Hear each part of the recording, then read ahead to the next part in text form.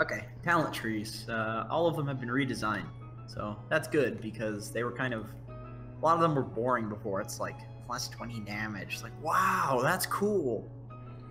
Actually, the damage ones weren't bad, but there wasn't enough like hero skill stuff. All of the heroes who had like the skill changes were always the most interesting, in my opinion. So Abaddon, level 10, same thing. Level 15. 6 armor or miscoil damage. So that's actually good. The miscoil heal damage, probably select that in most cases because that's a lot on miscoil. Like it turns it to 300. That's actually a significant nuke and a significant heal. And then 15% cooldown reduction or 90 damage. Like that's actually a tough choice as well because you can go for like the bullshit Radiance build or you can have 90 extra damage. That's like 2 items.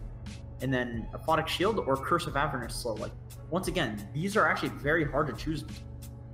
Like, 250 Aphotic Shield damage, that's insane. The amount of damage it does, the protection. And 25% Curse of Avernus, like, you literally slow somebody to a halt by hitting them.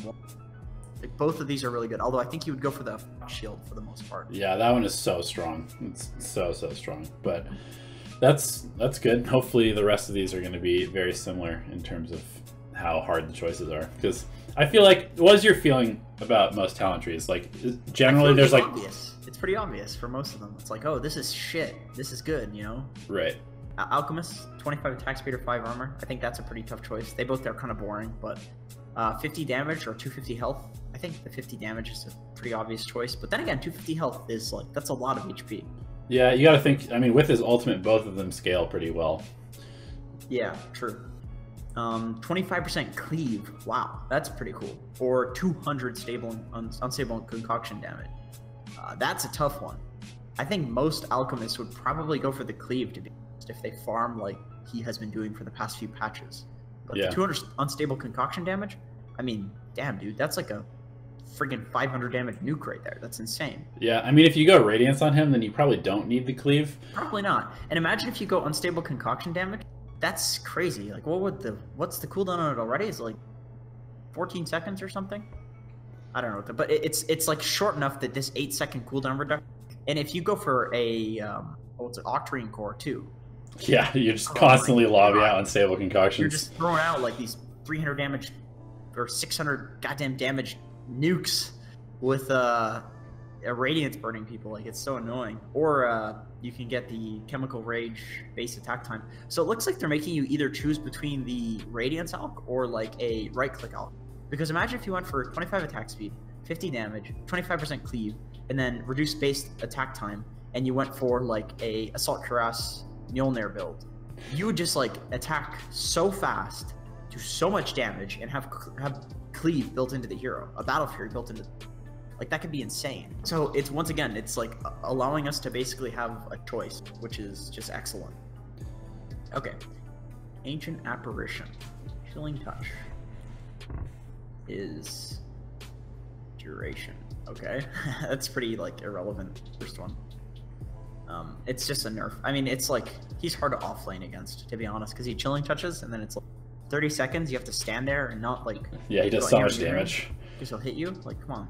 No longer reduces allies' attack speed. That was kind of, it's like we talked about earlier. The mechanics where it like harms you to use them, it kind of feels like you're being robbed almost, you know?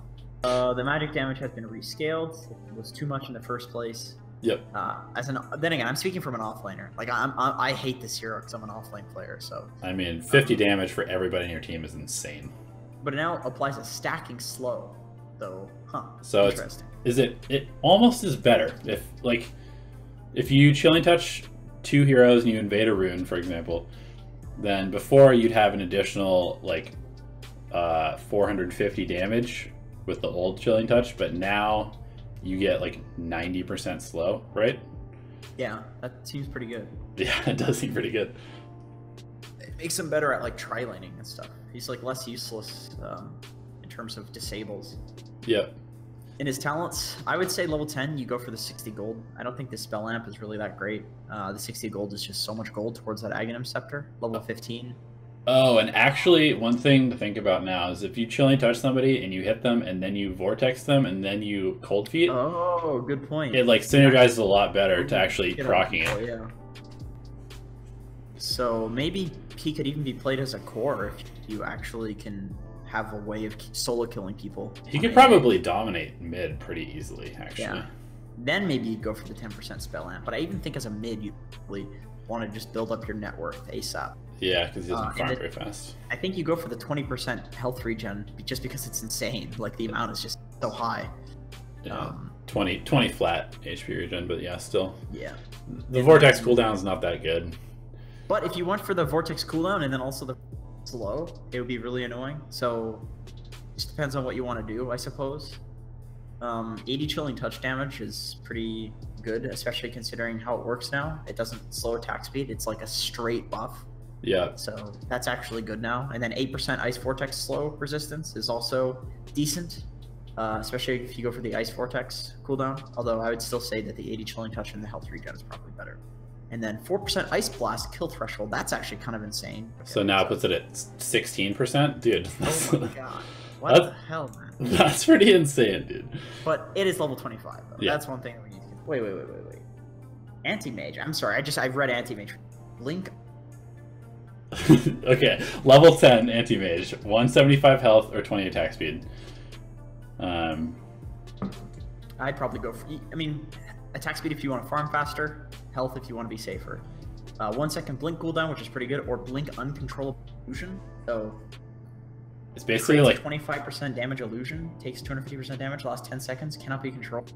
So it's basically like PL's Doppelwalk, like old Doppelwalk or something. Yeah, that's kind of cool.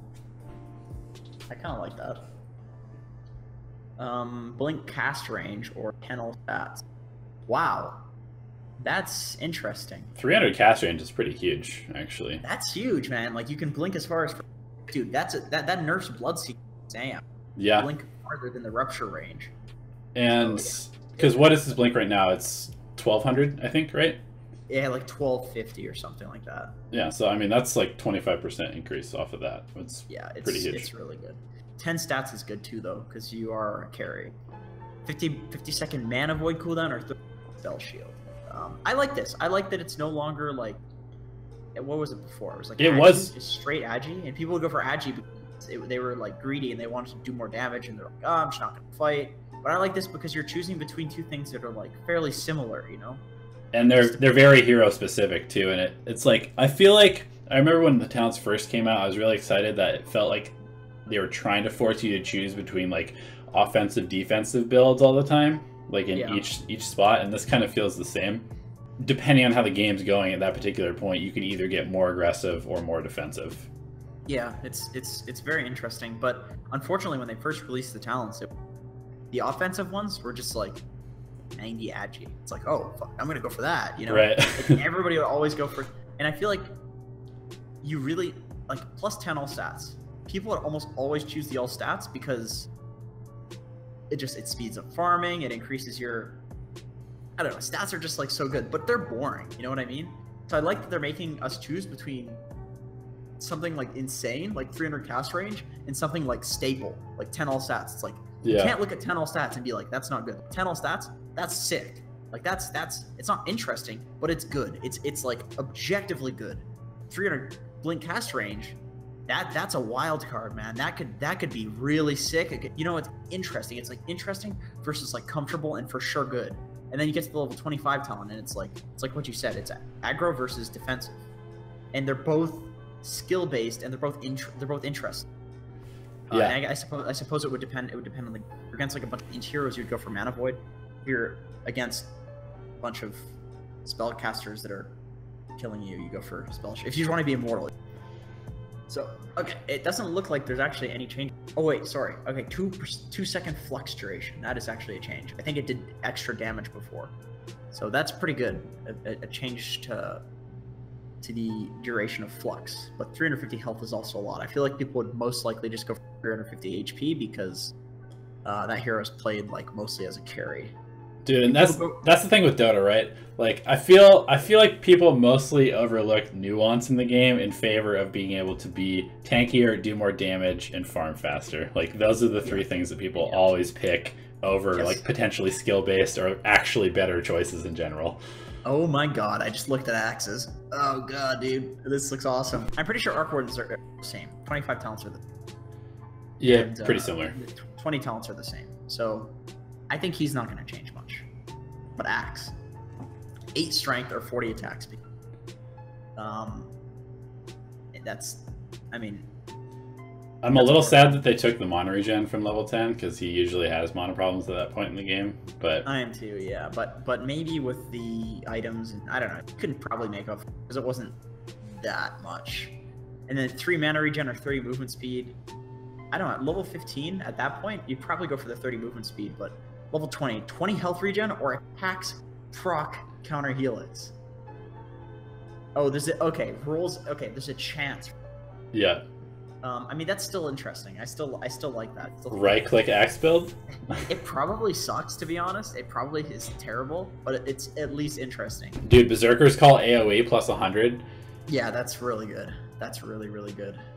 That's insane, actually. That's really good.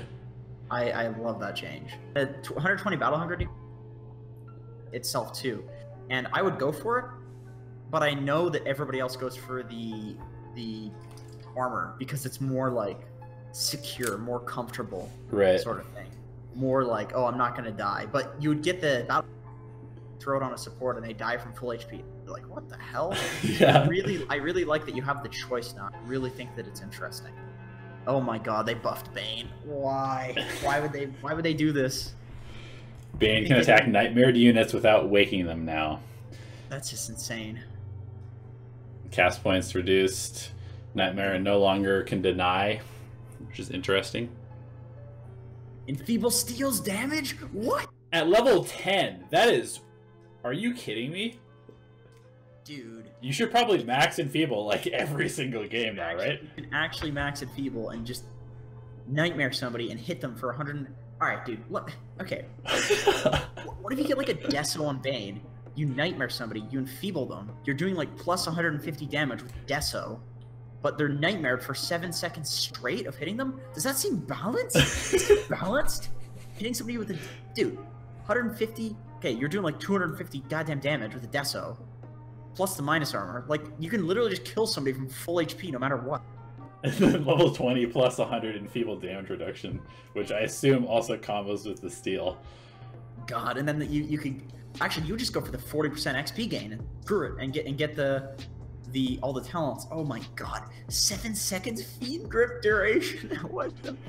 You're Fiend Gripping somebody for like 14 seconds straight, dude. Dude. What on earth? What's the cooldown on Enfeeble? Can you multiple... You can multiple Enfeebles at the same time, right? Yeah. Oh god. Dude, so you could steal like 500 damage and just be right-clicking for like 800 damage per shot. Got to be overpowered. That seems really insane to me. This seems like the best hero in Dota. Steals damage. Like, steal. Yeah, it's like Razor without having to maintain a link or put yourself in a bad situation by chasing. It's almost like, I think Enfeeble maxed out does like almost as much as Razor's full steal. Yeah. What on earth, dude? What am I looking at right now? I gotta start playing offlane Bane, man. Alright, Batrider. Flame Break projectile. Now visually flies in an arm. Wow. Level 10, both talents kind of suck. Level 15, I would definitely go for the Flame Break Burn Jury. Level 20, that's actually a decent choice between those two, movement speed and 15% cooldown reduction. 50 movement speed is like, that's an insane amount. That might be like the highest movement speed right now. Bane has 75, but... Oh my god, he does. Like, is it 15? It's 17-second cooldown. Wow. So if you get the 15% cooldown reduction, then it will be reduced to 14.45. So 13 seconds. So you have like a 1 second that lasts for 2 more seconds. I wonder if it stacks. If it does, it's good. Wait, Beastmaster was reworked? Wow, this is a lot. This is a lot. Okay, so Wild Axe is reworked. The spread distance has been increased. The hit radius has been increased. The mana cost has been reduced. The damage was reduced also. The cooldown was reduced. It now places a stacking debuff on affected units. Applies Amplifies all damage the target takes from Beastmaster or his units by up to 12% for each axe hit. Debuff lasts 10 seconds. Okay, so that's interesting. So you're like kind of stacking. Here's a question. Each axe does its damage separately, right? And then they do damage on the way there and on the way back. So each axe could potentially buff the damage done by 12%. Oh, good point. So if you hit, and then if you roar somebody and then hit them directly, that's like a 48% damage buff. I would think so, right? Yeah, good point. Shit, dude, that's gotta be good. Dude, roaring somebody, being like, this is the guy we focus, and then putting a 50% damage increase on them, that's insane. It's like a free soul catcher. That's a free soul catcher on one unit. And Primal Roar now causes Beastmaster and all his units to gain 30% move speed for 3 seconds, so it's like, alright, get him! And then everybody just runs at him. What am I looking at? This level 4 Call of the Wild. What am I looking at? Random neutral? Yeah. Boar level 1, boar level 2, boar level 3 plus hawk, boar level 4 plus hawk, random fucking neutral? What? Oh, the boar attack damage has been rescaled, so it's now not useless at level 1. That's great. Hawk no longer becomes invisible. The hawk HP has been increased, though. I actually like that, so you have to send it over trees and stuff now. Yep, and you don't get it until level 3, which is... Yeah, which is good, because you didn't really use it in lane anyway. Neutral. We'll select a random neutral from the Hellbear Smasher, Satyr Tormentor, Centaur Conqueror, Dark Troll Summoner. What am I looking at? So then you buy a Helm of Dom and suddenly you're Chen. Oh my god, that's just insane. That is insane. That's gotta be good for freaking laning, man. You just summon a goddamn Satyr Tormentor? Dude, you're just... oh god, what on earth? What on earth? And the cooldown is... 60, so 60. Okay, so it's always... I like that. I like that you only have one boar. Because honestly, dude, microing all that stuff on Beastmaster, it's not like microing a lot of stuff is hard to do, but on Beast, it's like the Hawks have a totally different function than the Boars. If you got a Dom creep, you need an individual control group for that because it does a totally different function than everything else. And then Beastmaster has his own functions. And if you get Necros, it's like every single thing. It's not that there's a lot of things. Like Chen's easy, believe me. You just click on things and they do stuff, right? Like you're moving them all together. It's like Meepo. It's actually, when it boils down to it, it's easy. Beastmaster, you can't move your Hawks with your units. Like right. They're totally different the way they function. Necros, same thing, totally different, although it's a lot easier than Hawks. But it makes it really hard to micro Beastmaster, so I like that they've reduced the units, because it just makes the hero way less like BS to play. Alright, so I like that. Okay, so 25, you probably go for the 25% XP gain, and that boar damage seems insane. 40? It almost doubles it. Yeah. And keep in mind, that's piercing damage too, so that does even more damage to creeps. Yep. And less the towers, but like these things they're going to be able to push creep waves so quickly with these boars. 7 armor. The only thing is that you can't. All right, so you're always going to have a boar at all times basically, unless it's killed. But you can't have 2 boars at once. That's only one thing that kind of sucks. So individual boar micro is going to be important. So it's kind of like a bear, like a lone true bear, where like you don't want it to really die. Yeah, Forge Spirit. Yeah, you have Forge Spirit, yeah. Because if it dies, you don't have it, the duration. So, yeah, that's interesting, though. Makes it a lot easier to play that hero. 500 health or 120 wild axis damage? I think 120, because just the wild axis is... I mean, 500 HP on Beast? Is HP really necessary? He's not really tanking stuff, you know? Although maybe with that goddamn reduction in stun duration and stuff, whatever it's called. Plus 2 Hawks. Would you really go for 2 Hawks? I think you'd go for inner beast attack speed, even though that's boring. It's so good though, because it's an aura for your team and all of your minions and everything. Yeah, I just don't see 2 Hawks being very... I don't know, it's pretty good, but still, inner beast seems better. Yeah, that's stupid as hell. I think the inner beast is just better in general, though. Like, it's more so that you're going to be with your team and sieging and stuff like that. Yeah. So I feel like 1 Hawk is plenty. Anyway, Bloodseeker, nerf. I mean, that's not like a huge nerf, though. Okay, so they did nerf him, though, because at level 10, he used to super rely on the 225 health talent. Yeah, he did, to actually become tanky at all.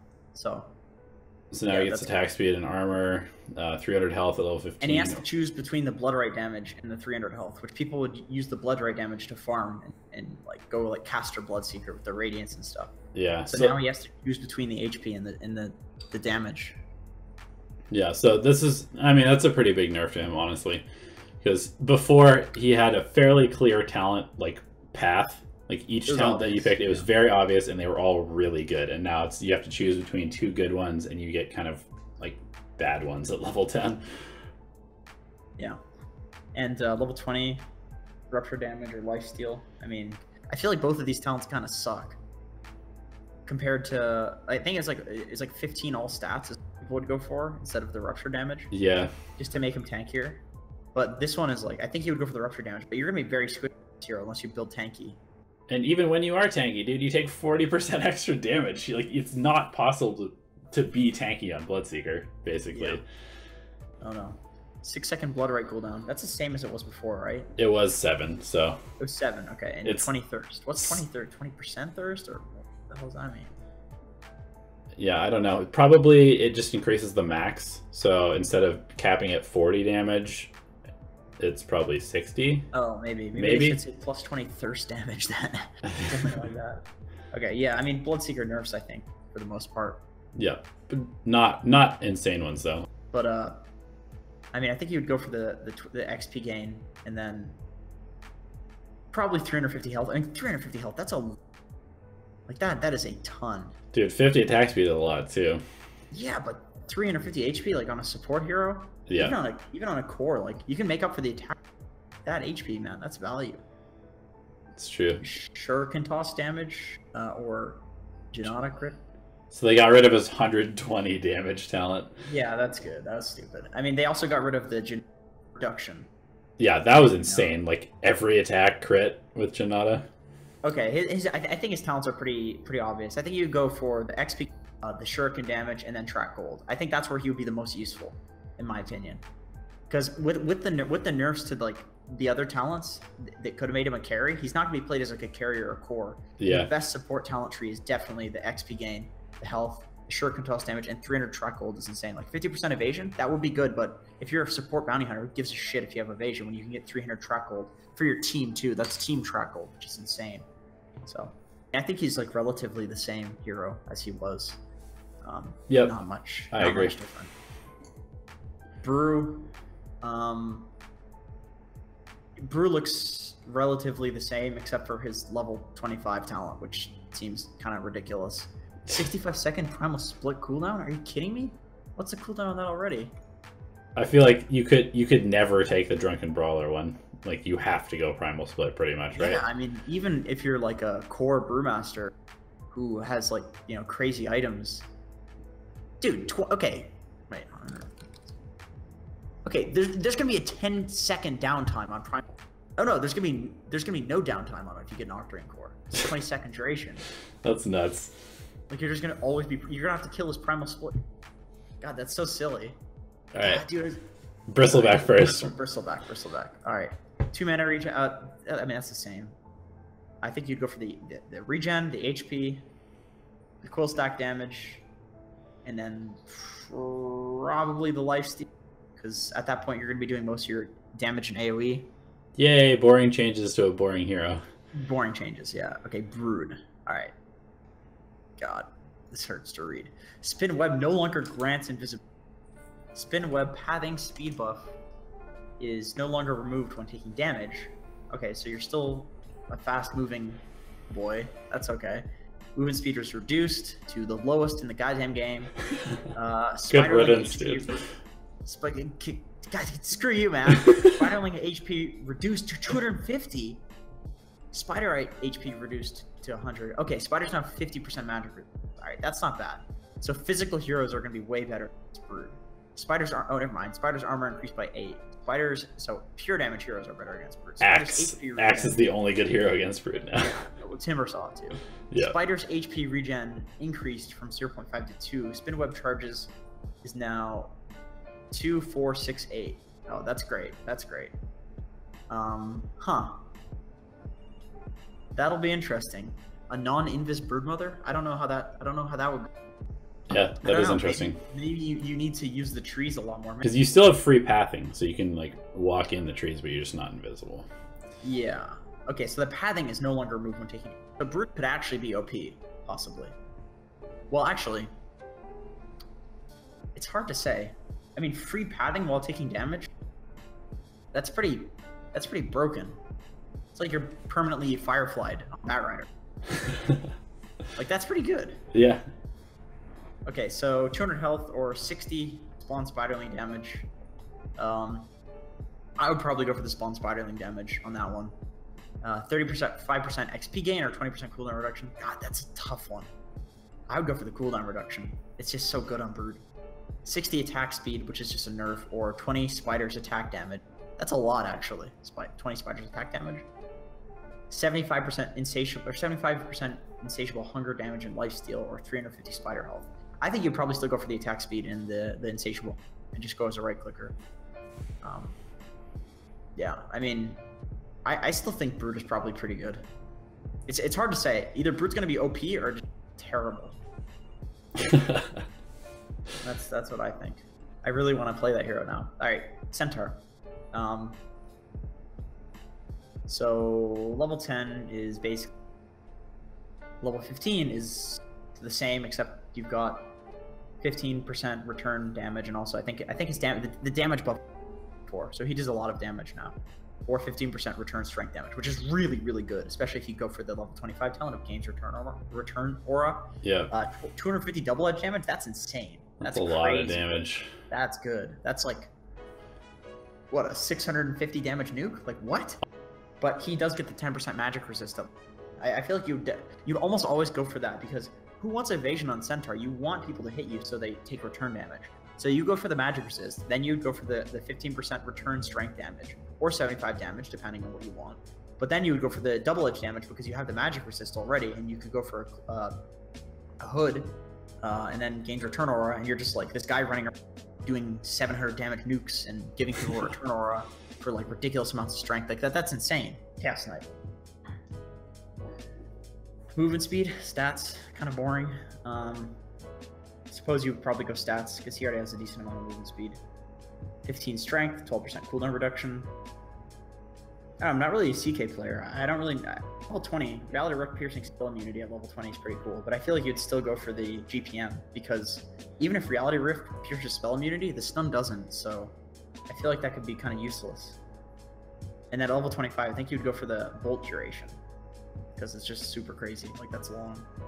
Although, seven armor is really good. Yeah, if you go Reality Rift pierces spell immunity and the armor reduction, then if somebody BKBs and they don't have a Lycans, you can still just like insta give them, which is kind of nice.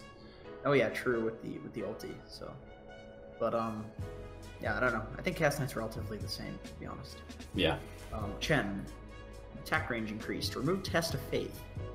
Holy Persuasion can now be cast on allied units and send them home after. Okay, so it's. They just changed the teleport from Test of Faith to Holy Persuasion. Test of Faith can now target allies, healing for half the damage values. Always applies max values to yourself. Test of Faith mana cost rescaled to be better. Okay, so Chen buffs. Yes, slight buffs to Chen. I think the big buff is the heal for with Test of Faith, which is good. And so all the creep buffs that we looked at earlier. Oh yeah, so he's definitely like a healer. 20% XP gain. 125 cast range is actually really good at level 10. But so is 20% XP gain. But you're Chen, do you really care about gaining XP? 10 Test of Faith cooldown though. Now that it heals, like that seems really good actually. Yeah. And then 180 gold per minute. I'm pretty sure that's like one of the highest GPMs at level 20. Definitely. If not the highest. And then 1,000 creep minimum health. Buffing the creeps, especially if you get Ancients going into the late game. Like that seems pretty good. So 4 max count or Hand of God heal. I mean, the Hand of God, I think, I don't know, it's hard to say. They both seem kind of good. Yeah. They'll be interesting. I mean, I'm not a Chen player, but I think that he's one of those heroes who, there's players who play him, and it's so annoying to play against them, but there's so few of them, but competitively speaking, I think Chen will be good. In buffs, I think Chen will probably be bad. Buff to Kuroki and Puppy, who've been picking Chen a lot recently. Yeah. Agility growth on Clinkz. Reduced. Death Pact HP reduced. Death Pact damage reduced. Rework Strafe. Now gives you a bunch of attack speed for 3 seconds. During this time, you'll automatically 3 projectiles. Stepping to the side slightly upon impact. Strafe ends if you lose the 3 stacks. Huh. I don't know what to think about that. I mean, what was the attack speed Strafe gave before? I think it was a stable amount and then the duration. Yeah, it was 130. Now it's if you level to level 2, it's the same as the old one, except it always lasts for 3 seconds and it makes you dodge 3 projectiles, which is good because Clinkz is like so squishy. I think that's interesting. Yeah, so now you could go on somebody and they can't just stun around and or turn around and stun you with that projectile stun. Yeah, so it's interesting. Projectile dodging mechanics, that's something new. Like automatic projectile dodging. It's like the backtrack from Void back in the day. Oh yeah, it's a classic. Level 10, magic resist, armor, pretty boring. Evasion, searing arrows, damage. I think most people go attack range, health regen, attack range. Strafe, stacks, and duration. 4, I guess. Searing arrow, multi-shot. Huh. Fire searing arrows on a random target. If that applies his... This mini gyrocopter. Yeah, that seems okay. That actually seems okay. You have to go the stacks duration though, right? Because then you have strafe for 7 seconds and you get seven dodges. Depends if they have like a lot of projectiles. That's true. Because it is like a 15-second cooldown on the strafe, so it's not that long to wait for strafe. And you also like Clinkz is an agi here, but naturally he's going to have a decent speed already. But yeah, I don't know. I think you'd probably go for the strafe, to be honest. Although the searing arrows multi-shot is cool. So clockwork. Oh my god, I read it's level 25 talent. Yes. Oh my god, there's 2. Both of them are ridiculous. All right, so 25 move speed or 5 armor. What did he have before? He didn't have move speed, right? Move speed would be... Yeah, no, move speed is definitely good. Oh, battery assault damage at level 15. I would go for that for sure. Ooh, 125 rocket flare damage? That owns. Yeah, because it used to be, what, plus 75 at level 75, 15? Yeah, and people would still go for it. That's crazy good. Okay, 0.3 second battery assault interval? That's pretty bullshit. I don't know, that's a tough one. I guess it depends on if you're dealing with invis heroes or not. Yeah, Rocket Flare True Sight's insane too, because how long does it linger, the vision area? 15 seconds or something ridiculous. Yeah, so you could just like blanket any area that you needed to with True Sight, which is pretty fucking cool. Yeah. But the battery assault interval, like, man, imagine getting stunned by... It has 0.3 seconds less on the battery assault.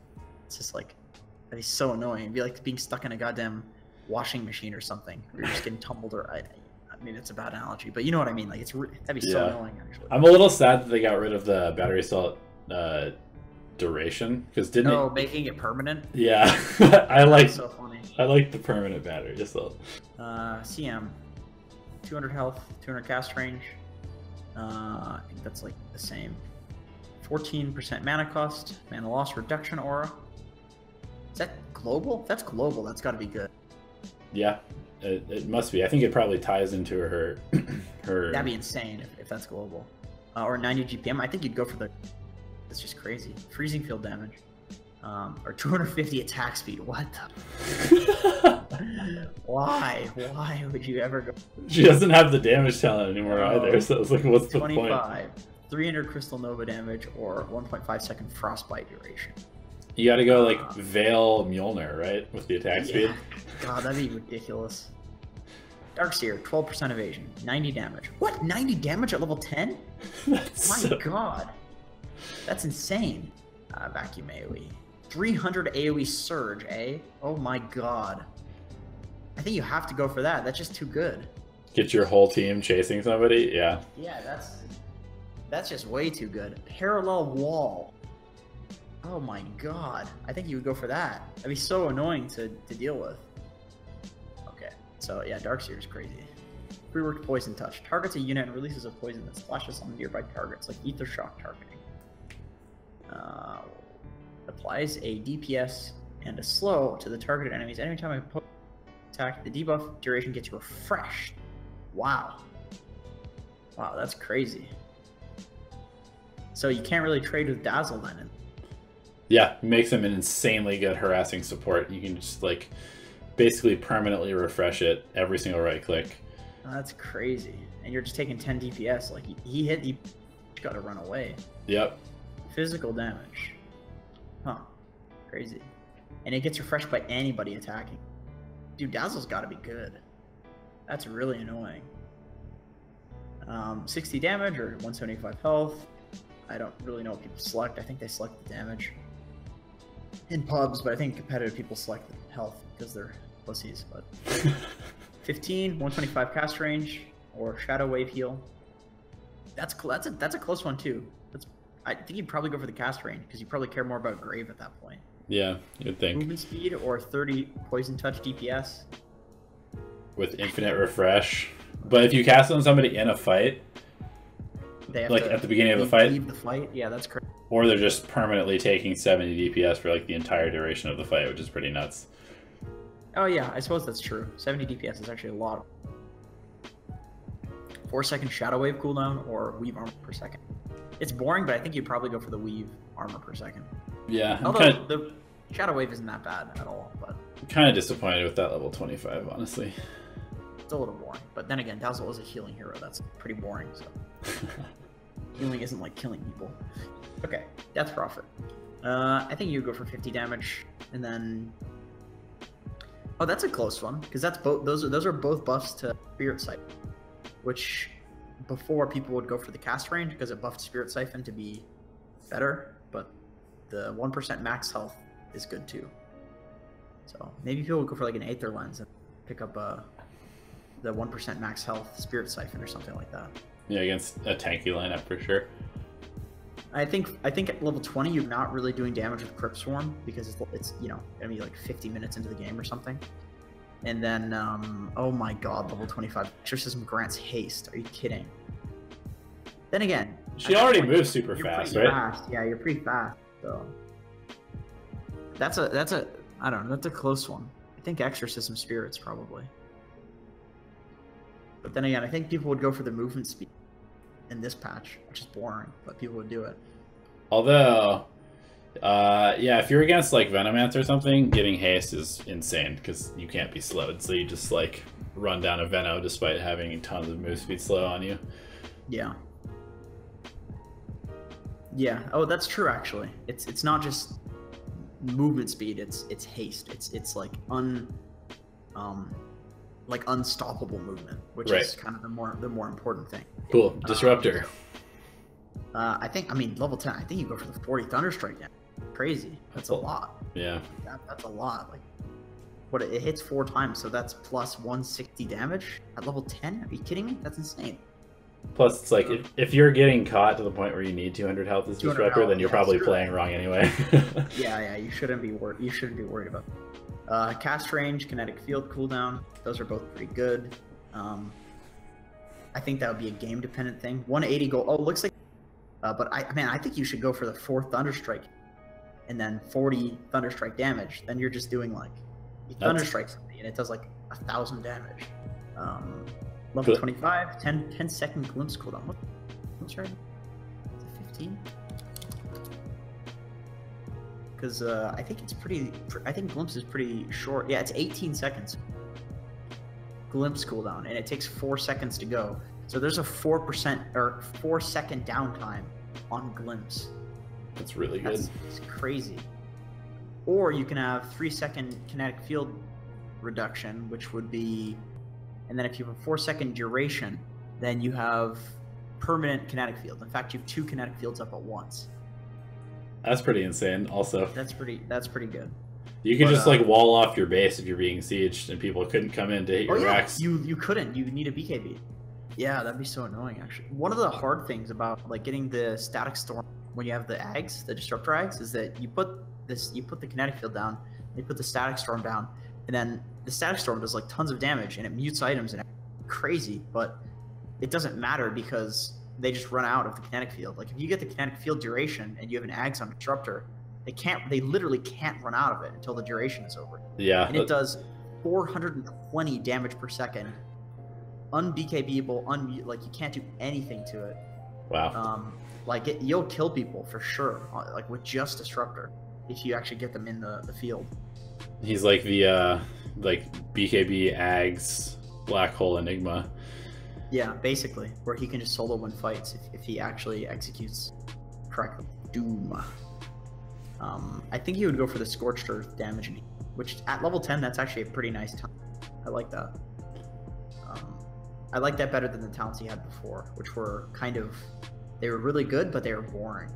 They were like 275 health, which is insane, or 80 Devour Gold, and it's like, the health is just crazy good. But level 15, 150 Devour Gold, 20% evasion. I think you would go for the evasion. At level 15, I feel like,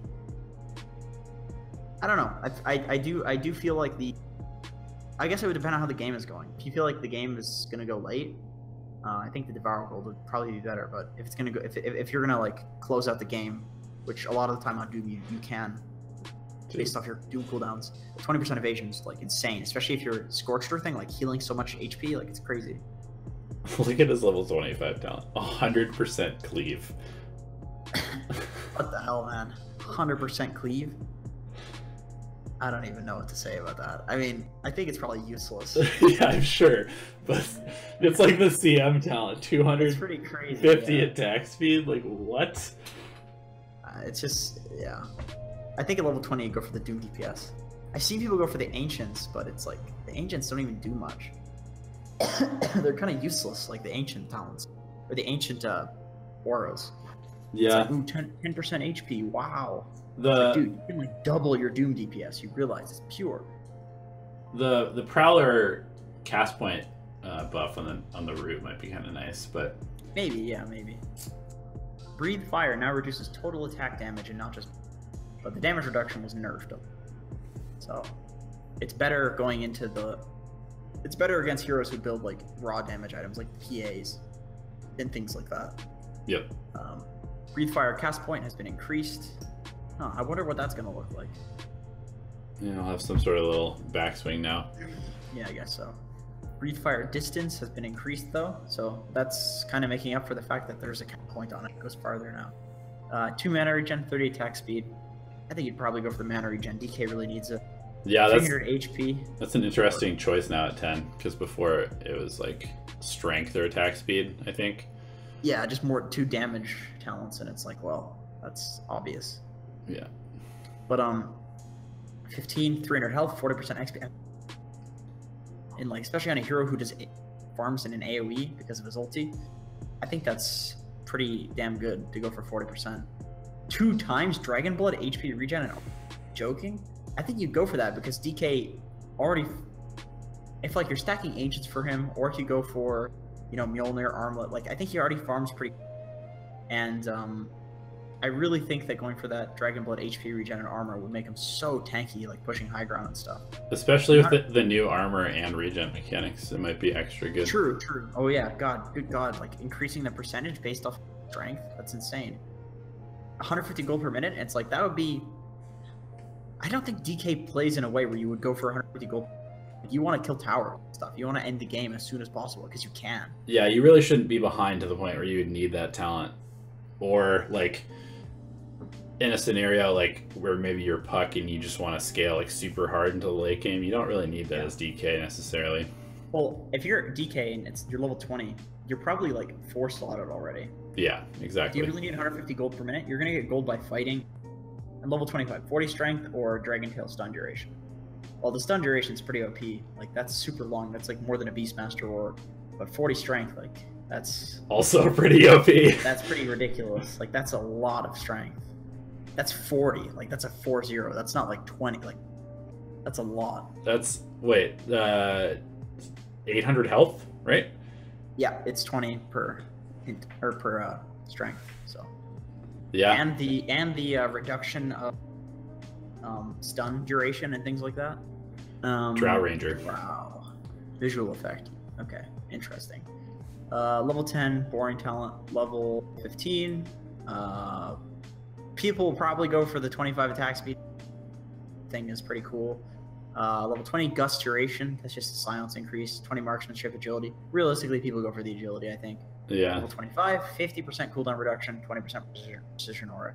I don't think the cooldown reduction is like enough. Like unless you have like a visage or something, I don't think it's really that good to reduce the aura cooldown or gust even. Like in a sec. Let's see. Can you have like permanent gust? Drow. Oh, do you know the Drow or dark elves are evil skinned elves? I didn't know that a Drow was a thing. I did actually. I used to play some D&D and read a lot of. Oh, that's what I was reading that from. Super fantasy books. Okay, so silence duration is 6 seconds on.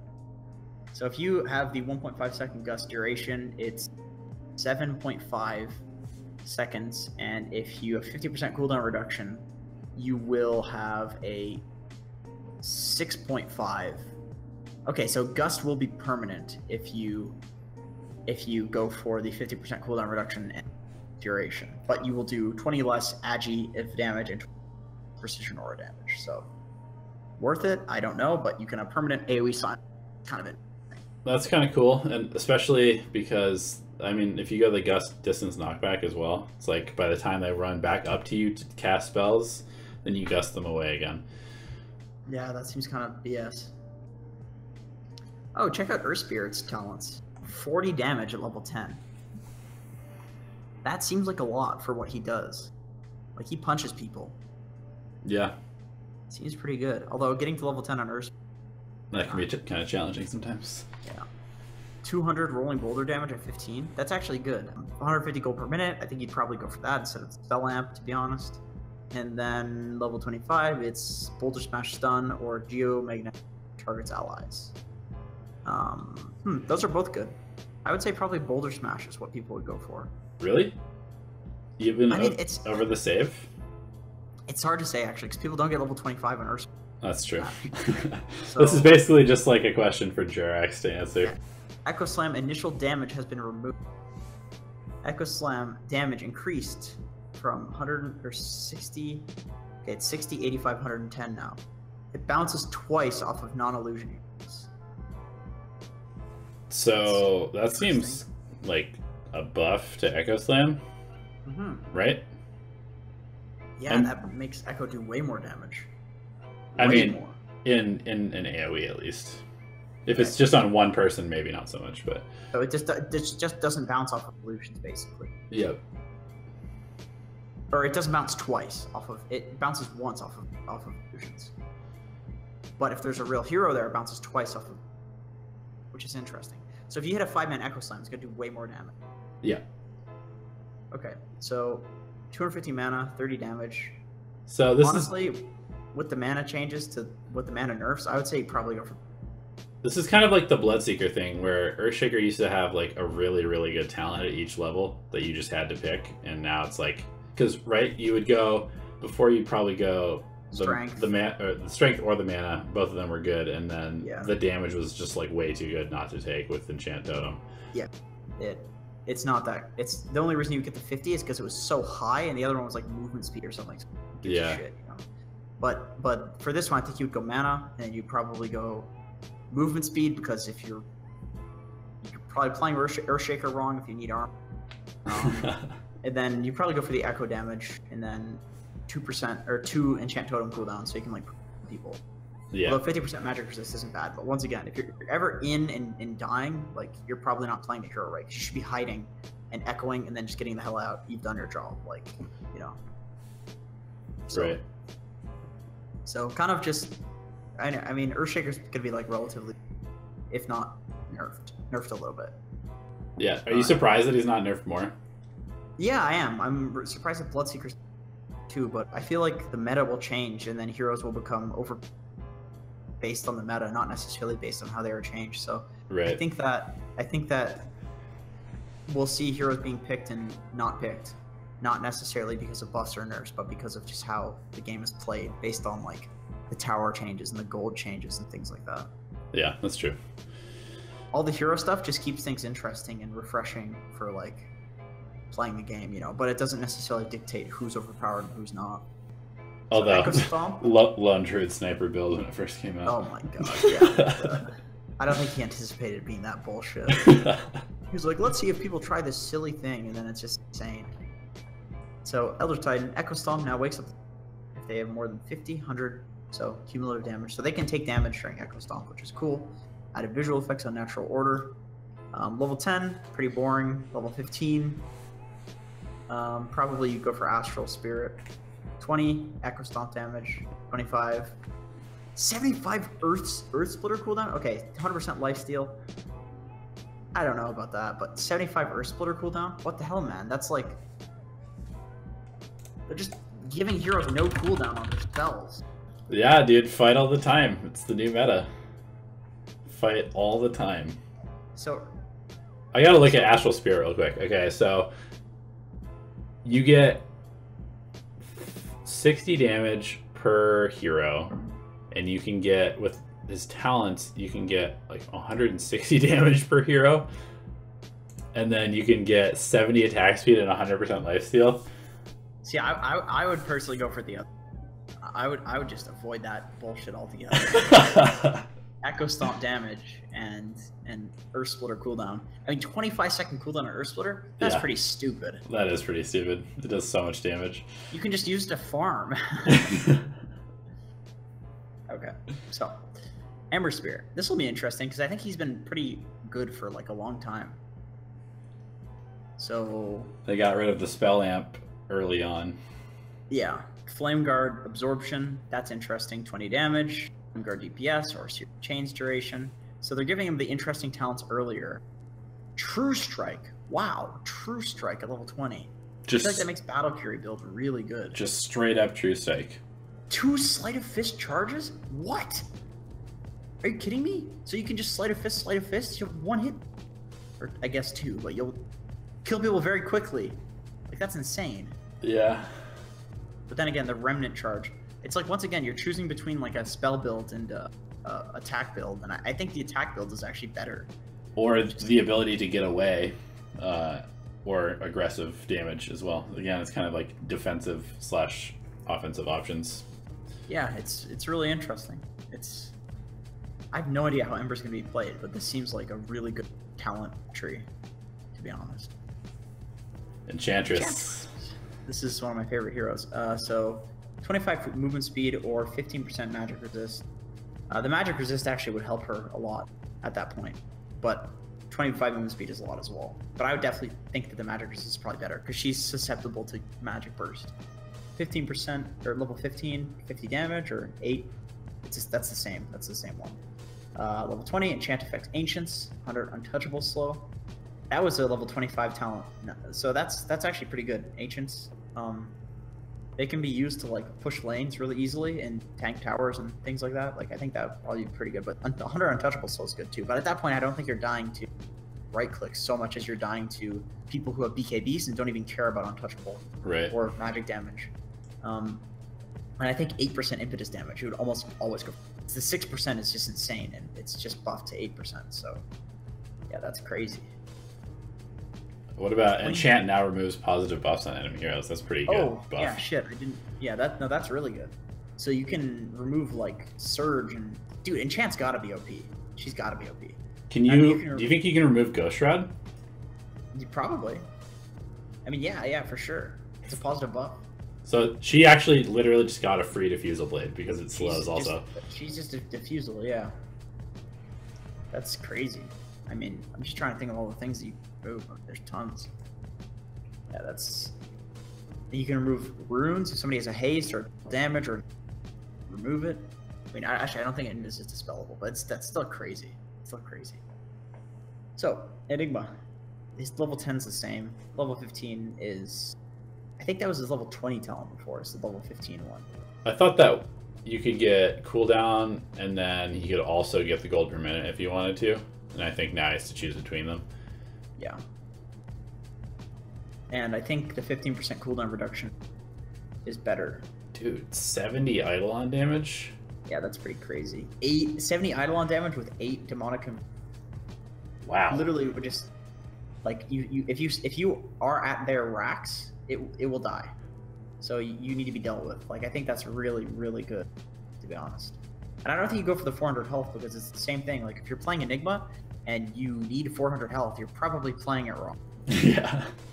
Because you shouldn't be like tanking. You should be waiting to make plays in the trees and stuff. So yeah, Enigma is definitely going to be good. The Eidolon stuff is, although these are talents, so you need to get like high level things. So you don't see them in effect until the game goes very, very low. Right. So Faceless Void, 8 strength. So it's the same thing. 100 time lock damage. That's really good. Yeah, that's really good. I think you would go for that all the time. Level 20, that's really good too. I think you would go for the cast range. Because you don't need attack speed. You'll probably have attack speed items by that point anyway. 25% backtrack. They gave him backtrack again, dude. Are you joking? Although the Chronosphere AoE is really good too, but backtrack would be good if you're like the carry void.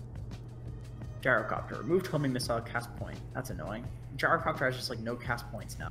Homing missile will find a new target if the primary target dies. Prioritizes heroes. What on earth? Movement speed has been increased to 500. The launch delay has been increased though. That's good because it was hard to kill. Like you would hit it and it would still hit you. So what? Homing missile now does a fixed amount of damage, rescaled to a fixed 100, 175, 250, 325. I like that. Easier to understand. Yeah. Homing missile hits to destroy has been increased to 3344. Well, increased then decreased. Okay, so yeah, I mean that's interesting. I like that.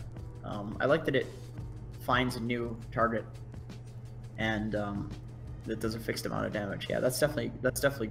Although I think Gyro's like the same. 25 damage, 200 health, 3 flat cannon attacks. Huh. But 11 rocket barrage damage is pretty good. And 25-second cooldown is really good. Global cooldown is pretty good too. Oh my god. Bringing back his old Ags, man. Dude, they're bringing back a bunch of shit in this patch. Yeah, it's really cool. I like it. All this like stuff from Dota 1 is coming back. All the stuff from earlier iterations of Dota, and then a whole bunch of new stuff. Ridiculous. Huskar, level 10. I think that's the same. Level 15. I think that's the same. Level 20. That's what the level 25 one was, minus the 15 strength. Level 25. 0-second inner vitality. Are you joking? You could just inner vitality everybody. That's, yeah, that's what I was just thinking. What on earth? Oh, Invokers are interesting. Yeah, Invokers is cool. 30 Chaos Meteor damage at 10 or 0.3 second Tornado duration, 15, 1.5 second Cold Snap duration, or +1 Forge Spirit. They're all spells, like that's great for Invoker. That's exactly what it needs. Cataclysm is pretty nuts. Cataclysm, I mean, when comboed with a big ultimate is insane. Creates 2 visible Sunstrikes within 125 range of each hero. Oh, dude, that's the Invoker spell from yeah, from Dark Moon. All of the custom games, yeah. It creates 2 visible Sunstrikes within. Oh my god, that's crazy. That's awesome.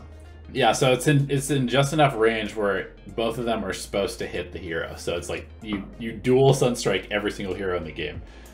That's just crazy. I think you would almost always go for that. Yeah, I mean if you have lockdown for sure.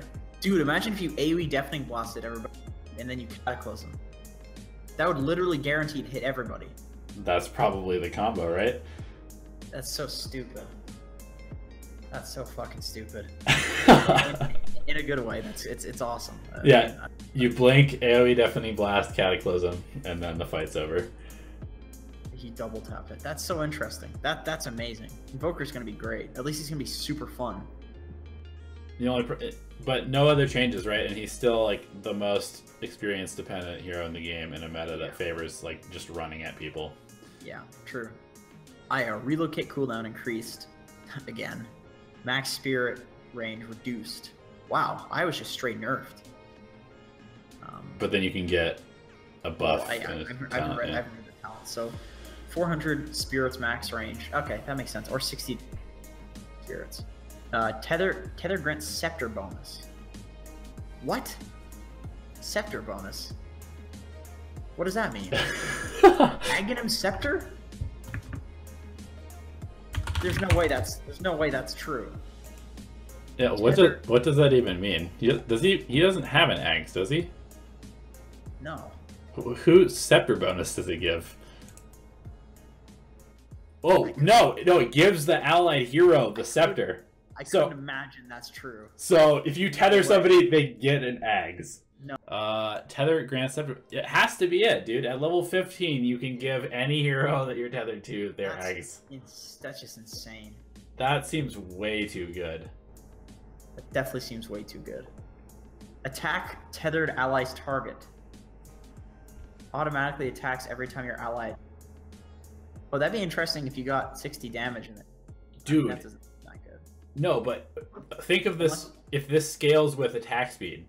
So Ursa, you're tethered to Ursa. Ursa attacks at whatever his overpower attack speed is, and you attack every time your ally attacks. So you become rapid fire wisp. Dude. What a stupid hero. 25. Health regen, tether stun. Same thing as before, I think. I think you'd go for this tether stun. Dude, wisp. Okay, so that's stupid. That seems really powerful. I mean, you're granting an Aghanim step. That doesn't seem okay at all. That does not seem okay. That seems very not okay. I feel like you would basically have to go 60 damage, tether bonus with Ags, and then attack tethered ally. And you basically become like the new hero, the Dark Willow's ult. You basically become that. Yeah, Jesus Christ. That's ridiculous. I don't even know what to think of that. Just pray to God that Wisp doesn't get level 15 on the enemy team. Dude, you tether CM. CM has 250 attack speed talent. Oh my God. And then you get like a Deso Daedalus on Wisp. Oh, CM just masses attack speed. My God. And she gets an Ag's freezing field for free. Oh, yeah. Seems good, man. Seems good. Dude, imagine if you actually tethered a CM who is ulting. It's definitely an interesting mechanic. I don't know if at level... It seems way too powerful at 15, I feel like they should replace the level 25 one and the 15 one. Like, tether should grant scepter bonus level 25 or something. Yeah, it should definitely be like level 15 should be stun, and then scepter bonus is 25. That like giving an ally a 4,200 gold item for free on a insane. 12-second cooldown or something like that. I don't even know what to say. I'm just speechless on this one. Alright, we'll just move on to fucking Jakiro, dude. Cast point reduced. Cast point reduced. So, it's faster. So, this is a Jakiro buff, right? Is that a nerf or is that a buff? It's reduced, right? That's a buff. Cast point, I think, is reducing is good, I believe. Yeah, I think so too. I mean, yeah. Alright. 8% spell amp or 25 XP gain. I think it's the same. Attack range, that's good. Dual breath damage, that's good. I like both of those. 60 liquid fire attack speed or 150 gold per minute. That's pretty good. 60 liquid fire attack speed, actually. Like, that's pretty damn good. It's like an anti-Mask of Madness, basically. Yeah, towers attacks like twice before it dies. Yeah, yeah. God damn, that's really good. And then the level 25 is the same. So Jakiro's buffed for some reason. Juggernaut is no longer silenced while using Blade Fury, but still cannot Omni Slash, but you can cast Ward. Good, because I don't know. Like you spin, you run away, then you cast Ward. It's like, bro, you're just stunned after your spin is done. Right. So you have to cast Ward and then spin. Yeah, this makes a lot of sense. Yeah, I feel like this. This is good. This is good. I like this. Jug, level 10, 5 all stats, 20 move speed. Pretty boring. 15 Blade Fury duration. That's interesting. Although it used to be Blade Fury DPS, I think, right? Wasn't that? I think that was the. Oh, that was the last talent. Yeah. Yeah. I like this. Like you want. Oh wait, no. I guess if it doesn't silence you, you can healing ward, but you can't Omni Slash, which is a pain. But yeah, I don't know, because that could be seen as a negative. Still like forced to Omni Slash, and you can't right click. So. Right. Or 25 attack speed. So I feel like people will probably go for the.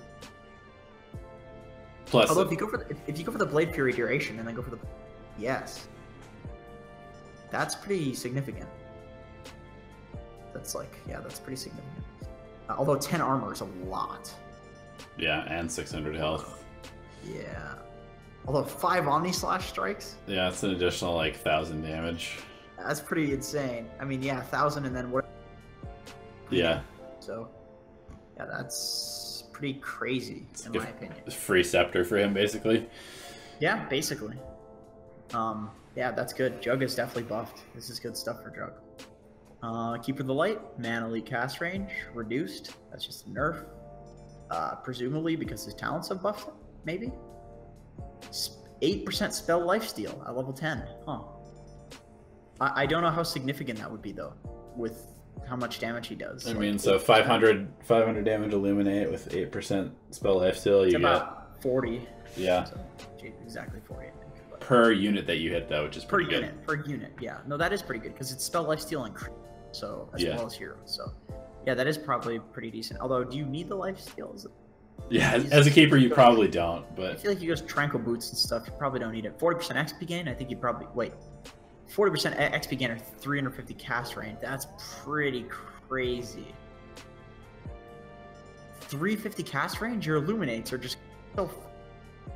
The Mana Elite cast range is going to be so far in your... Well, no, the Mana Elite cast range is about what it used to be. Yeah, it's about what... Yeah, it's about the same. But the Illuminate, like, that makes Illuminate so much better, actually. 300 Chakra Magic Man, it's the same thing. 40% magic resist. Well, it's the same thing. You need the 40% magic resist. Probably want to play another hero. 25 damage heal or 2-second mana leak stuff. I think you'd go for the Illuminate still. Yeah. What do you think? I mean, unless you're really like pushing people around a lot, but at 25 it seems you like BKBs and Lotuses and stuff like that. So imagine if they made Mana Leak Pierce BKB. That's what's next then. Kunkka is no longer restricted from using Quelling Blade. I didn't know that he was. Yeah, it's kind of random. I didn't know that he was, to be honest. I thought you... Okay, so trying to make him more of a core, I suppose. 40 damage, 6 armor. Both good. 120 torrent damage, 10 health regen. I think you'd probably go for torrent. 100 torrent AoE at 20. That's sweet. Ghost ship fleet? I don't know. All right, dude. They just word it like that too, just because they know you're gonna be like, what? Ghost ship fleet? Like, shit, I want a fleet of ghost ships. That's cool. I would just go for that because it's cool. Screw the 50% Tidebringer fleet. Damn, dude, get a fleet of ghost ships. God, that could be crazy. Combo it with Ags and you can just like push the entire enemy team wherever you want. Push them back into their fucking fountain. Oh my god, that's crazy. Alright, Legion Commander. Same level 10. Level 15. I feel like you'd go for the overwhelming odds hero damage just because, well, that's a lot. And also because you get a lot of attack speed already. Yeah. From pseudo, you get it from your passive, but also you get it from the buff. Yeah, press the attack. 60 move speed or 10% moment proc chance. I think you'd actually go for the move speed because that's a lot. Yeah, it's really good. 40 dual damage bonus. That's the same thing. So people go for the bonus. So yeah, minor buffs to Legion Commander. Leshrac is same level 10. Level 15, you'd probably go for the move speed, although strength is a lot. 50 Pulse Nova damage. That seems pretty good. And then level 25 is the same. So slight buffs to Leshrac. Lich Chain Frost is now reflected on the initial projectile impact rather than on cast time. Makes sense. Ice Armor, rescaled. Oh, thank God. Thank God. Oh my God. Wow, that is great. Yeah, good. Good riddance. Good riddance. And I think his talents are basically the same. Ice Armor provides 30 HP regen as opposed to being able to cast it on structures. Yeah. Alright, well that's pretty good, but... Yeah. The structure thing was just bullshit. It's super weird and stupid. That's stupid. Alright. Lifestealer, level 10, pretty mediocre. Level 15, I think you'd probably go for the 30 damage. Level 20, I think you'd honestly probably go for the evasion, because the heal... Well, then again, Well, it's open wounds. I don't know. It's hard to say. I'd have to see how that actually affects the lifesteal coming from. But I feel like Feast gives you a lot of your lifesteal at that point. And if you're dying, it's because you're disabled, not because you're not lifestealing enough. Right. So I feel like the evasion would be better. And then the 25 is 2% Feast, 2-second rage duration. And I think you'd choose Feast. Although I think it was 1 second rage duration before, and people sometimes choose it. It's like 1 second rage or like 20 armor or something. Yeah, 2-second rage is pretty good. But both of those are pretty damn good. Lina, cast range damage, health, a lot of light strike array damage actually. Yeah, it used to be what, like 75 or something? Yeah, at level 10. I think you'd probably go for that. Level 20, Spell Amp or Fiery Soul stack. So pretty much the level 25 talent. I would go for probably the Fiery Soul. And then attack range or Dragon Slay cooldown. So level 25 is pretty boring on Lina. So not much changed about Lina. 200 Finger of Death damage at 15? Wow. 2 mana drain targets. 1,000 Earthspike range? AoE Hex? Dude, Lion's talents are ridiculous. Those are ridiculous. They're all, actually, every single one of his talents is good.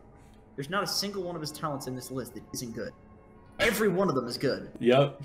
Literally every one is good. Which is what he needs, because he's like never getting picked. Yeah, he's terrible right now. So maybe he'll see some picks. You go cast range into the Finger of Death damage into an Ags. Oh god, and you're just like 1,000 and you just 1,000 AoE. Just AoE hex everybody and just blast them at like 12-second cooldown. Finger of Death. God. Dota could get so ridiculous. Nice. Right. I've got a really nice Lion set, so I'm stoked. Lone Druid, Battlecry. Which one was Battlecry again? That was the Fear, right? No, that's Roar. That's Savage Roar. Isn't Battlecry the one where you have to turn into true form and then it gives you extra damage and stuff? Yeah, that's right. Weird changes. I don't know what that's like a slight buff. Same level 10. Level 15 is probably go for the Savage Roar. 20 is 40 rapid attack speed or 25-second battle cry. So that would reduce it to 20 seconds, which is pretty good for killing buildings. So 0 entangle cooldown. Wow. Yeah, that seems pretty good if you have a lot of attack speed on that bear. I feel like bear build is back. Although, dude, Battlecry changes too. Battlecry grants spell immunity, 20-second cooldown BKB for you and your bear. That seems pretty good, yeah. I think you would definitely choose that one, actually, to think of it. Alright, Luna. 20 attack speed, 150 cast range. Probably go for the attack speed. 2-second Lucent Beam cooldown, 24 Lunar Blessing. You'd go for Lunar Blessing because you want to farm, I guarantee. Go for that. 10 stats, Lucent Beam damage. People would go for the stats, and because it's level 20, you're not really doing damage with your ulti at that point. 25 lifesteal or 0.25 seconds Eclipse Lucent Mini Stun. That's pretty good. Yeah, the mini stuns are so annoying, man. Dude, like Zeus's the mini stun talent. But it is only 0.25 seconds, so I think you go for the. It just helps you chase, honestly, like with your ulti. Yeah, a little bit. I think you'd still probably. I can see how this would go in like attack speed, damage, stats, lifesteal. It's boring, but it would help him farm faster, like way faster. So I think that's what people would do basically. Right, and despite it being uninteresting. So here's one thing I just wanted to say. Like I've noticed that with a lot of like patches, what usually happens, people are like, "Oh my god, this is so insane! This is gonna change the way the heroes played, the way the game's played," and they make these massive adjustments, and then the game is like not that different. Yeah, that's kind of how it is usually. It's always the smaller, less obvious things that change how the game is played, and then slowly the meta will shift. But especially with talents, like it's really easy to balance a game around because it takes so long to get them that it doesn't really change much. Right. You know, like Luna's still gonna be the same until level 10. Well, Luna's gonna be the same no matter what, but you know, Wisp is still gonna be the same until like he gets 15, and it's like, I mean, it takes so long for Wisp to get level 15. That's like 40 minutes into the game. It's OP at that point, but up until 40 minutes, it's the same. So it won't be like completely insane. Right. You're not gonna get like 10-second chronoed by a void at 1 minute into the game or something. but anyway, yeah, you're definitely right. Every patch people freak out about like the level 25 talents, and it's like, oh right, Lion doesn't get level 25 ever. Okay, level 10 on Lycan. 5 armor, 20 damage. Pretty standard. 8 HP regen, 12% cooldown reduction. I think you'd go for the cooldown reduction. 8. Okay, so he has the 8-second shapeshift at 20 and not at 25 now. That's great. But, yep. Or 16 feral impulse damage. I think you'd go for the shapeshift duration just because that's crazy good. Yeah, level 25 is also kind of really good. I mean, he has good talents now, actually, to be honest. Really good talent. Yeah, he really needed like the cooldown reduction and shapeshift duration talents before, and they were at 20 and 25, and now he gets them much earlier. So it's like you can actually play Lycan without having to be max level. Exactly my thoughts too. Like I feel like he had good talents before, but they were so late. Like you needed them way earlier to actually have the hero be very fun to play. You know what I mean? You had to go like Midas on him just to get where you actually needed to be on the hero. Hit creeps all game basic. Yeah. Yeah. All right. Magnus, Shockwave, Scepter. Sucks, so we're just gonna ignore that. It's terrible. Level 20 or level 10 is pretty mediocre. Level 15, shockwave damage for sure for farming, or 15 strength if you're going for the right click build, but you don't really do that anymore. And then level 20, you have the 500 skewer range. That's interesting. Level 25, you have either more reverse 20% empower damage. I think you would go for the empower damage because I think that in the damage that your team would do in the 0.75 seconds of reverse polarity is not going to equate to the same damage that comes from the old duration plus the 20% of empower damage and cleave. You know what I mean? Like I feel like mathematically the 20% is just gonna be way better. I don't know. What do you think? I mean, I would tend to agree. Like if you have 20% empower damage on somebody with a crit, like one crit basically makes up for the 0.75 seconds of stun. So, or maybe you would go for the 0.7 seconds if you have like other magical abilities that are comboing with the reverse polarity as opposed to physical. That's true. Although that's rare. That's rare though. People don't pick Magnus for that reason. They'll just get something else. Or like if you have the refresher orb from Roshan, then maybe. Oh yeah. Because then you would have an extra 1.5 seconds reverse polarity basically. Yeah. So yeah. I don't know. It could get interesting. At the very least, it's a level 25. Really interesting.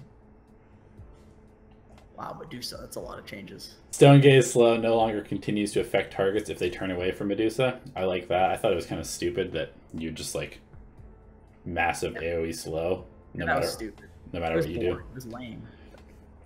Stone Gaze can now be reapplied after it wears off if the target continues to face Medusa.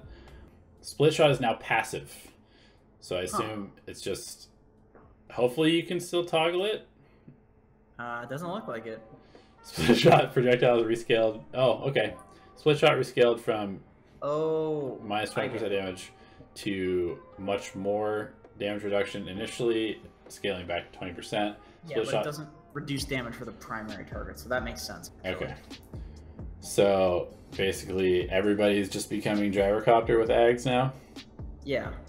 Do you like that better? That you can't toggle it, but it's just like I feel like it's simpler. It's definitely simpler. It's annoying for last hitting in the in the early game. Oh, good point. Good point. Actually, like if you were laning, you wouldn't want you'd literally save the skill.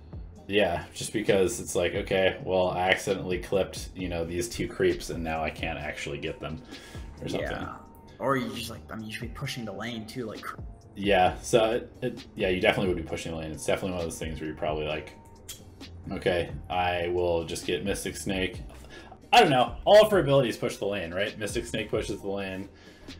Split Shot pushes the lane. Push the lane at this point. Just max everything out. Just push her out and go jungle. You might as well. At that point. Split Shot now uses your attack range plus 100 rather than a fixed 700. So that's kind of interesting. If you have like Dragonlance, then you've got a pretty solid attack range with your Split Shot. It does not fire when attacking allied units, which makes sense. Level 10, 25 damage or 10% evasion. Level 15, 30 attack speed, or 10% Mystic Snake Mana Steal. Doesn't say damage, so I guess These it's are all Mana Steal. pretty mediocre, to be honest. Yeah, 800 mana. It used to be 600, I think. But even so, it's just like... Split Shot uses modifiers.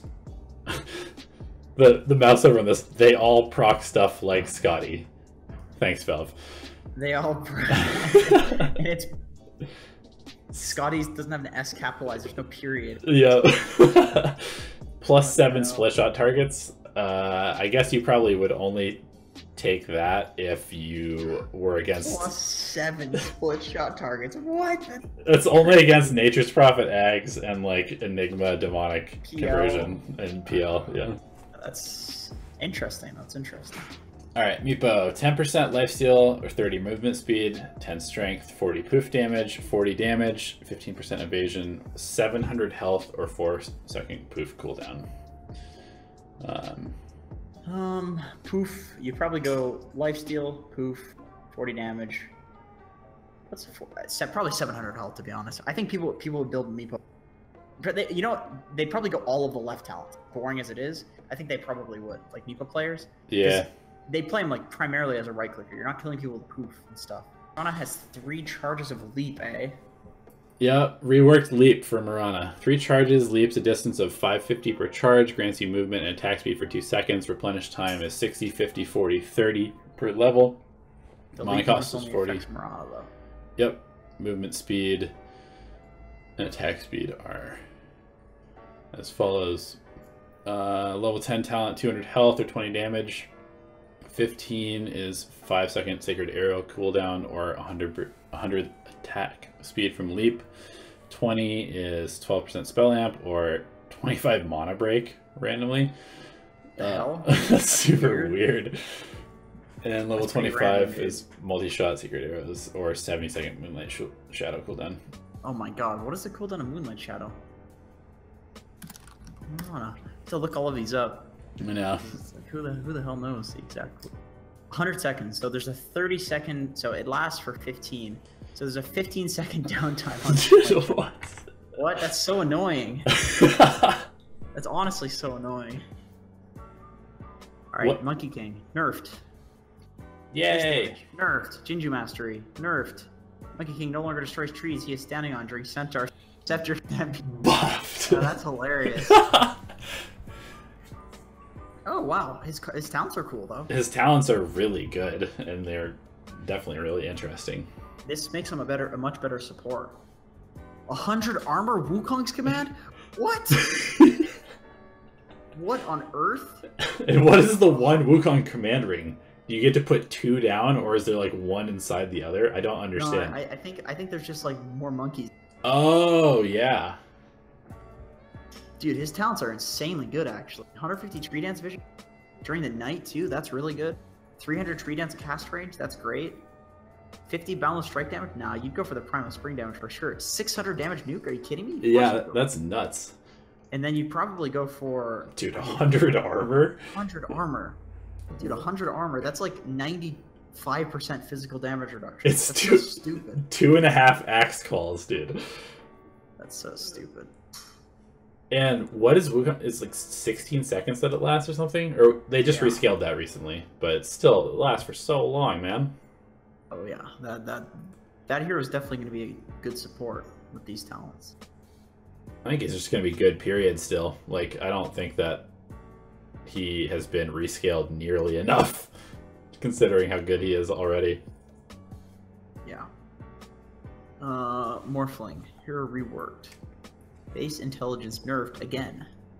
Rename morph to attribute shift.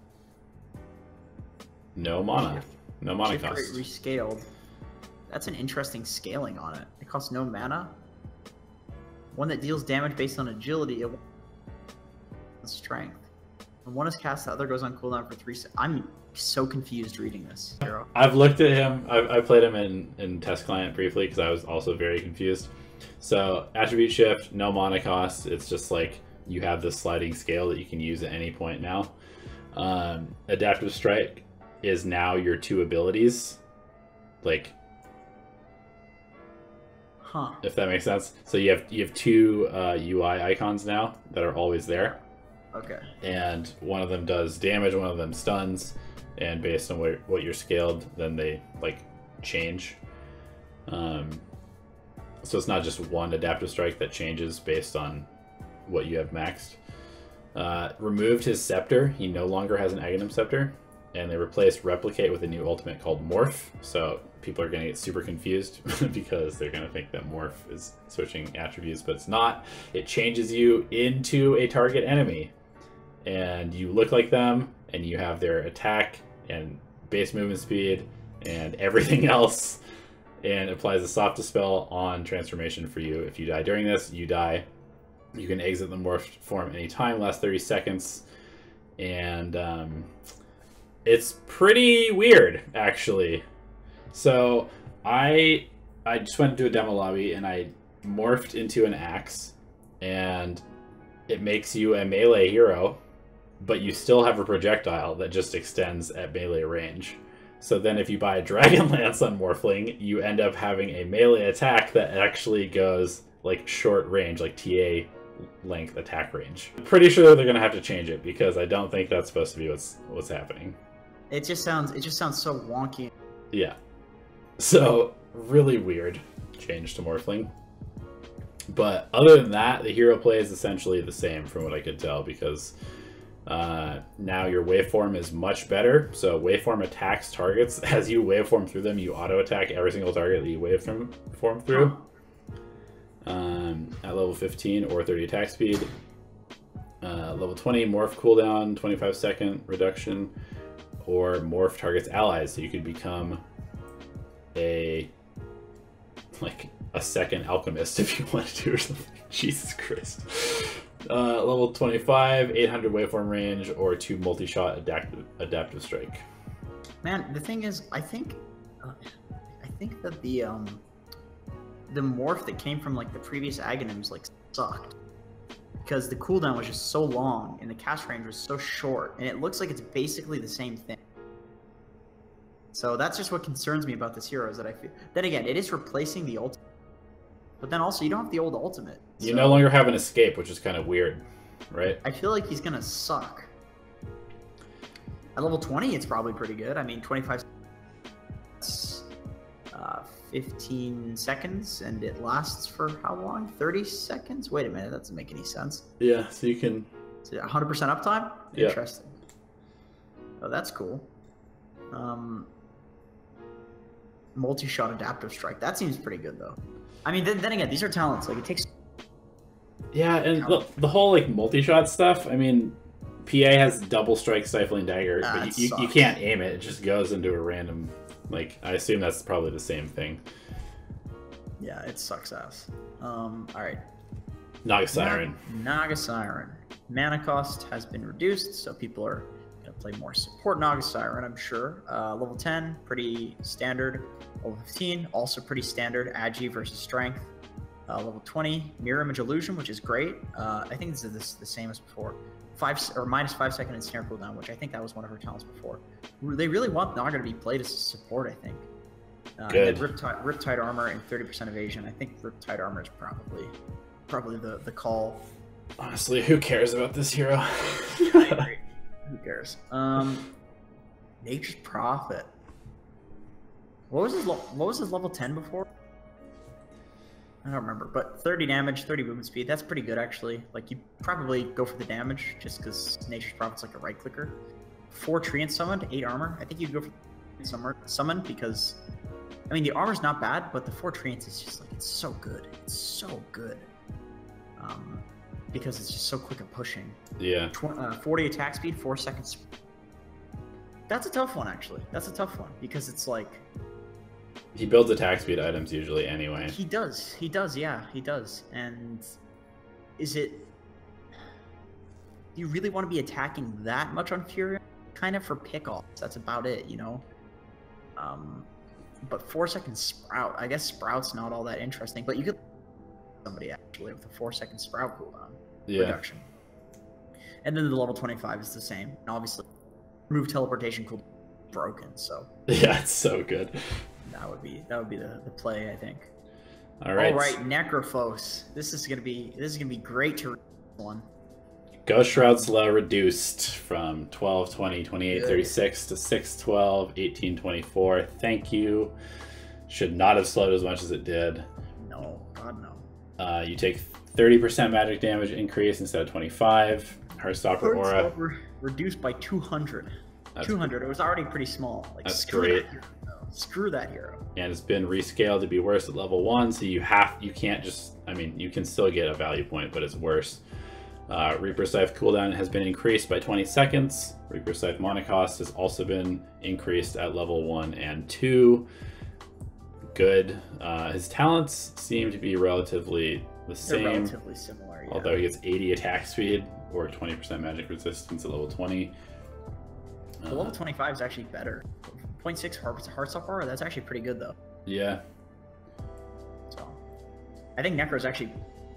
I think the big nerf to Necro is the aura. Like, it's really good in laning for just constantly draining their HP and forcing them to have regen. And now you actually have to be like really close range, so it's yeah, definitely. Yeah, you have to be like within your attack range pretty much to do it, which is nice. Yeah, actually, exactly. Yeah, like it's a lot weaker. And then Ghost Shroud Slow was also like super stupid before. It was way too much. Yeah, it is too much. Oh god, look at Night Stalker. Daytime vision reduced to 800. Oh my god. That is useless. 800. Boy. Rest in Pepperoni's Night Stalker. Rest of them is pretty the same though. Pretty the same, yeah. Yeah. It's actually just all completely, just basically the same. Not that interesting. Nyx Assassin. Spiked Carapace. Damage return mechanics now work like Blade Mail. That's good. 60 GPM at level 10. That's sweet. That's really great for Nyx, actually. Yeah. Because he needed it earlier. Like, he needs that Aghanim. He doesn't get gold. Like, that's amazing for Nyx, actually. Yeah, if you're playing Nyx and you're sitting in lane farming the creeps, then you are playing the hero very, very wrong. And so you need passive gold, like, really badly. Speaking of not really sitting in the lane at all, I feel like you'd consider Vendettaing around. Well, then again, 325 HP? God, that's a lot. That's a lot. So, sorry, you cut out. You were saying that 35 move speed is good, but... because you're like, Vendettaing 325 HP. A lot of HP. Yeah.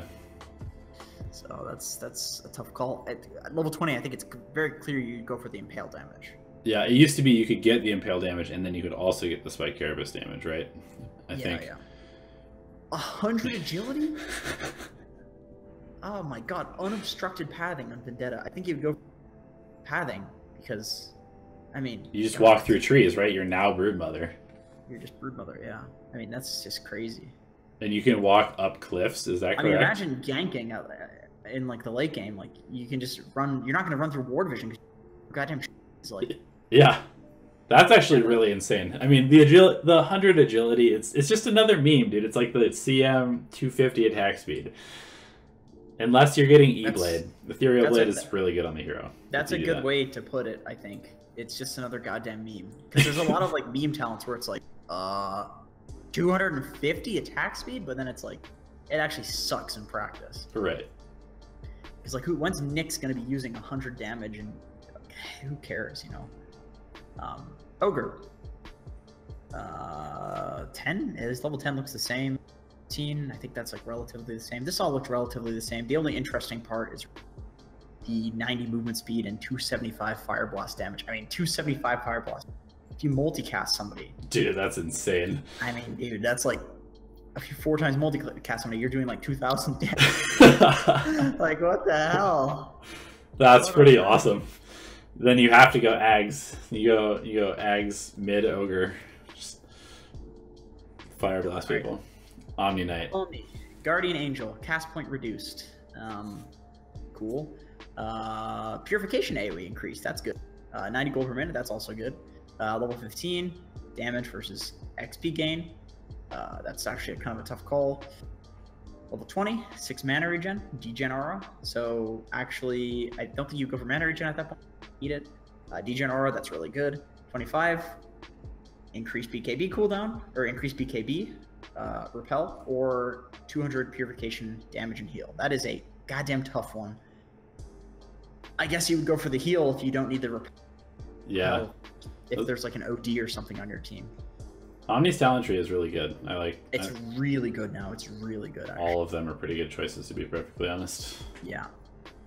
I like that you can get the 90 gold and P at the same time. Like, that's really good. Yeah. False Promise, visual effects now will not show Gyro will die or not on Oracle. Now they do show if they hear. Oh, so it will not show. So that's good. It's not guessing whether the sun is bright enough to explode them, which is cool. Yeah, that was pretty stupid. Level 10, I think that's relatively the same. Level 15, relatively the same. Nothing really interesting. 20, 75 movement speed. That's a lot. But False Promise invisibility is stupid as well. Which is what it used to be, right? It used to make you invisible. When Oracle first came out, it would make you... I don't remember. I think so, yeah. Yeah, it would make you invisible as well as the regular effects, so... That's so stupid. It's really good, though. Really good. And False Promise duration +2, or Fate's Edict cooldown -5. Fate's Edict. Is that his, All of his spells are named really weird. Fate's Edict is... I think that's the root. I thought Fortune's End was the root. Yeah, Fortune's End. Okay. Is Fate's Edict the disarm then? Why are his spells named these? They don't indicate at all what his... This is every Oracle conversation anybody's ever had about the hero. Whatever. We're done with Oracle. Neither of us can play Oracle twice. Outworld Devour. Level 10, pretty standard. Level 15. I don't think you need the Essence Aura chance, to be honest. I don't think you need it, because he already has so much int that the percentage is already enough. So I think movement speed 40, that's a lot. 20 strength or 2 Sanity's Eclipse multiplier. Well, Sanity's Eclipse is already like 14, so I don't think you need that. You probably need strength. And level 25, 60-second Arcane Orb Insteal and 50% Spell Lifesteal. So that's the same. And people would go for the Arcane Orb Insteal. Yeah, the only thing about the Essence Aura that might be good is because it helps your allies a lot. Yeah, but even then, and he builds mobility, you know? He builds Hurricane Pike Blink a lot of the time. I think his talents are pretty meh, you know? Yeah. They're pretty the same. PA, 20% cleave now at 15, or 4% armor corruption. That's really good. 20% lifesteal at level 20. Double stifling dagger. I think you'd go for the lifesteal. Yep. 25, you go for the 5% coup de grace or 75% total evasion. All right, I feel like you'd go for the coup de grace just because. At 25, they'll probably have something to deal with you. Accuracy, yeah, they'll be able to deal with you in some way. Like it's like diminishing return. But overdoing these things. I really like PA's talent tree though, finally. Like, because before, I don't know, I feel like you go like 150 health, and then you either build Deso and then take the cleave talent, or you get the armor corruption and then build a Battle Fury or something like that. I don't know. Alright, yeah, no, I agree. She has a really good talent. There's, you basically are always going to have cleave or Deso. Yeah. So, it's pretty good. Phantom Lancer. Phantom Rush can now be toggled to disable it. That is pretty convenient. Doppelganger now adds 2 seconds duration to all of... I like that a lot. I feel like that makes a lot of sense because you're refreshing them, so... Yep. Level 10, evasion, attack speed, pretty standard. 15, 250 health, Spirit Lance damage. To be honest, I feel like people would go attack speed and health because it's boring and it's just straight up good. 20 for max Juxtapose Illusions or Phantom Rush. Probably go for the Phantom Rush range. I mean, it depends. The Juxtapose Illusions, technically, it would result in you doing more damage. Yeah. But the Phantom Rush, I mean, 500 range is a lot. And then 25 is Doppelganger cooldown or 30% crit. Oh my god. A 2x crit, so that's a pretty good crit, actually. Pretty good. PL seems like a good hero. On all of your illusions too. I mean, yeah, PL's already really good. I mean, he's just buffed. That's all it is. He's just buffed. PL's gonna be broken, actually. That's why you gotta go that 7 split shot target Medusa build, man. We're almost at Pudge. Let's rush through the other one so I can get to Pudge. Alright, Phoenix level 10, 8% spell amp or 90 gold per minute. I believe that's the same. 60 Fire Spirit DPS or 40% EXP gain. The 60 Fire Spirit damage is so good. Yeah. Although, I mean, the 40% EXP gain to get to the Supernova stun and the Supernova hit count is really, really good too. Icarus Dive. Icarus Dive. I don't understand. I guess it means that you can Icarus Dive like a full screen and a half away from where you are. That's so stupid. Seems kind of useless, especially because it probably makes the oval like really big and really hard to hit people in. Yeah, that could be another meme. Stun duration is really good. The hit count on 25 is, but the stun rate percentage, like percentage damage increase, it's also really good. Yeah. All right, Puck. No longer does damage on cast, but the break damage was increased to make up for it. Okay, so technically speaking, if Puck coils you, you can blink away. His damage is increased by a lot for Scepter, dude. 700 break. Yeah, that's pretty crazy. But technically, it does no damage. So Puck, it looks like his talents are the same, except level 20, it's 40% illusory orb distance versus waning rift cooldown, which you would go for the orb. Level 25, Dream Coil rapid fire. What? I don't know what that means, but I assume it's like Zeus's Nimbus. Attacks everyone once per 0.6 seconds. Or if you are in the Dream Coil, do you attack? I don't understand what that means. I'll have to look at it. All right. I like what I've read. All right, let's move on to Pudge for my boy Jenkins. Meat Hook can pull runes back to you. Mana cost is refunded if successful.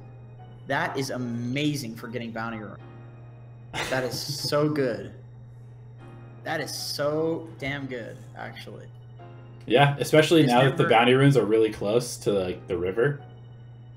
Yeah. You can just hook uphill without having to risk it. That's awesome. That's so sick. Either you hook the enemy because they run into the bounty. Dude, you could literally just run to the bounty run 2-minute mark and hook it. And if they go, you hook them. That's crazy. Dismember now pulls the target closer to Pudge. I mean, that's great. That's just excellent. Level 10, I think you would go for the rot damage. That's a lot of damage. Ooh, Spell Lifesteal. That's awesome. Or 75 damage. That's a lot, though. Huh. God, that's a lot. Probably go for the Spell Lifesteal, to be honest. But then again, you can right-click people during 15% cooldown reduction or 880 gold per minute. Probably go for the cooldown reduction. 2.0 Flesh Heap Stack Strength. That's good. We already know that one. Or 3 seconds Dismember duration. That is a long time. That is like a 6-second disable. That is crazy. And what's the cooldown on Dismember? Do you know? 15, I believe, at level. Because they've buffed it, so it's no longer like trash. Like, I think it's 15 at... Or 20-second cooldown. Cool. So...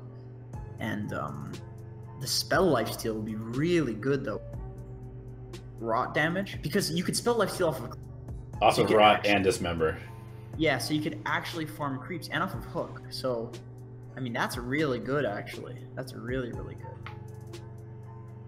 Yeah, that's great. Pudge is gonna be a big meaty rot boy. That's awesome. And that's great, yeah. Pugna, life drain range reduced. Decrepify can now target Tombstone. Reddit has finally had their wishes answered. I like that the life drain range was reduced because it's too far. Yeah. Pugna level 10, it's the same thing. Pugna level 15, it's the same thing except Netherward health instead of Decrep. Level 20 kind of sucks. You probably go for the Decrepify. And level 25 is the Nether same Blast. thing. Yep. Okay, so Pugna is just slightly nerfed, I think. Queen of Pain, level 10, same thing. 10 strength, 25 damage, 15, 40 attack speed, 12% cooldown reduction. That's a buff because that was level 20 before, I think. So you would go for the 12% cooldown reduction, level 20. AoE Shadow Strike or 30% spell life. Wow, level 20. Dude. God damn. Level 25, 20-second spell block like Anti-Mage or Scream of Pain, 1.5 second fear. Wow. That's insane. You would never be able to TP away from him. Yeah. He's just constantly fearing you. That's crazy. That's crazy good. Yeah, that's insane. Especially if she gets an Octarine, dude, you can just almost constantly keep people feared. Yeah, that's just nuts. Octarine and 12% cooldown reduction. That's crazy. Right. Razor, base movement speed reduced by 5. Reworked unstable current. Passive. Gives the movement like before.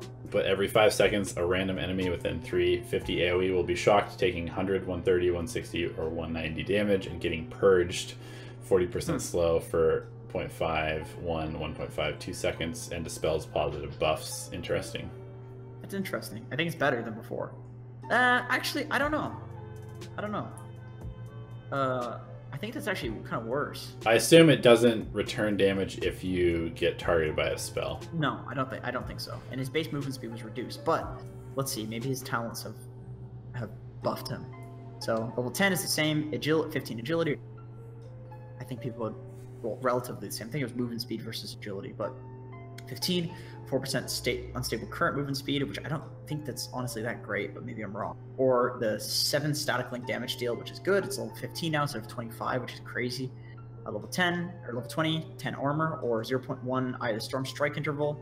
So you can either go for the Ags build, or you can just Razor. People probably go tanky Razor because it's really boring. Level 25, 100 attack speed, so free Mask of Madness, or 3 seconds unstable current interval. So that would make it a... So it zaps at 2 permanent. seconds. It would be permanent, basically. So if you're chasing one person down, they'd be percent. Yeah. Yep. It'd be every 2 seconds for 2 seconds. It'd be stupid. Yep. Riki, base movement speed reduced because he's an agi hero.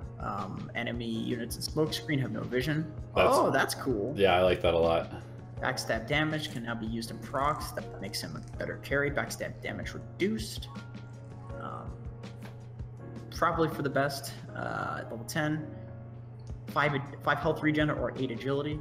I would probably go for the I don't know. That's hard. That's a hard one. I think that's really good though, because before, like, he's roaming around and he like wants to be out on the map for the entire early game. Yeah. And if you get hurt, really good. yeah, if you get hurt, then you like have to go tranquil boots or go back to base, and it makes him really hard to play. Yeah. 4 second smoke train cooldown, or wow, 20% 1.5 times crit. They really want him to be free. Yeah. 900 blink strike cast range, or basically putting backstab back to what it was. 400 tricks of the trade AoE, or cloak and dagger doesn't reveal. Yeah, so you're permanently invisible, like he used to be back in Dota 1. So no actions take you out of his. Oh, that's crazy. That's so annoying. But it's level 25 though, so. Yeah. But, you know, if you play carry Riki, then maybe this is what puts him over the edge into being carry Riki status. So Rubik Nullfield can now be offensive, and it can be toggled, but the AoE is increased, so you can use it to increase the magic damage of the enemies. So it's like it can be used as like essentially a veil or a pipe. Yep, that's pretty cool. Level 10, 200 health, 60 damage. I think that's relatively the same. 15, 100 cast range, 35 hero fade bolt hero attack. Probably the cast range, to be honest, unless there's like a hero that's clicking the crap out of you, but 35 isn't that much. Yeah. Level 20, 5% null field, which is basically 5% spell amp, or 300 telekinesis land distance. You'd probably go for that. Or 25, 75% spell amp for stolen spells. That could be insane. That's really nuts, dude. You steal Finger of Death. Oh yeah. Oh my god. Steal Laguna Blade, Finger of Death, and man, it almost doubles the damage. Especially with the null field increased damage. Yeah, you can basically do double damage with any spell that you steal. Core Rubik? Maybe so. But I mean, level 25, that's hard. That's yeah. hard to get. Sand King, probably go for the 30 movement speed, 200 health. Not really that great on him because he's an initiator. Level 15, 50 Sandstorm DPS, same thing. So people go for the DPS on Sandstorm. Yep. Level 20, 10 armor or 4 epicenter pulses, I believe. Pulses. Level 25, it's 35 regen or Sandstorm slow and blind, 50%. That's pretty cool. Yeah, and it used to be 50 health regen or something ridiculous like that. So yeah, 50% blind is really, really. Yeah. That's crazy, and it's slow too. It actually makes Sandstorm like useful at level 25. But Shadow Demon, Demonic Purge now works on Cyclone units. Neat. Soul Catcher is no longer split on its effect. It only applies 1 unit in the air, so it's basically back to how it was because they realized that was shit. Shadow Poison radius has been increased slightly. When an enemy dies under created under your control, it lasts until they respawn or it is killed. Wow, that's good. That's really good. Deals up to 75% of the hero damage. That's really, really good. If you kill their carry under Soul Catcher late in the game, are you kidding? Their carry. Are you kidding me? That's crazy. Imagine against Luna. God. So 10, 25 XP, percent XP gain, or 10 strength, same as before. 15, 25% shadow poison damage, which is pretty good, or 40 movement speed. If you're a support, you'd probably go for the movement speed. Level 20, 6-second Soul Catcher cooldown. That's, I don't know what the cooldown is already, but I assume that probably makes it like a 4-second cooldown. Or 1.5-second shadow poison cooldown. I think makes it a 1-second cooldown, which is crazy. 25 is 500 demonic purge damage. That's just so stupid. Or 5-second disruption banish duration. Oh my god, you can banish somebody for like 10 seconds. Yeah, that's actually ridiculous. Both of those talents are insane. Wow, Shadow Fiend is cool. So the Shadow Raise damage was reduced by 20, but now every time you hit it on somebody, they take 60 more Shadow Raise damage. So if you hit them with all 3 stacks, they take more damage. Whoa, cool. I like that. So level 10 is pretty irrelevant. Level 15, presence or affects buildings. That's really good, but 40 movement speed's a lot too. Level 20, 150 Shadow Raise damage versus 20% evasion. I like that because then it's actually okay to choose the instead of, because that's interesting. Like before it was like Shadow Raise damage or insert something that's absolutely broken here, and it's like, well, you're not going to go for the Shadow Raise damage. But right now, 40% cooldown reduction. That's really good with Shadow Raise damage as well, or 3 damage per soul. Which is so if you insane. want to go right click or spellcaster, they're both good. Yep. Cool, I like it. Shadow Shaman. 200 health or a 20% XP gain, 4-second Hex cooldown. Remember, Hex is no longer dispellable, so that's kind of a pretty big deal. 125 cast range, also good.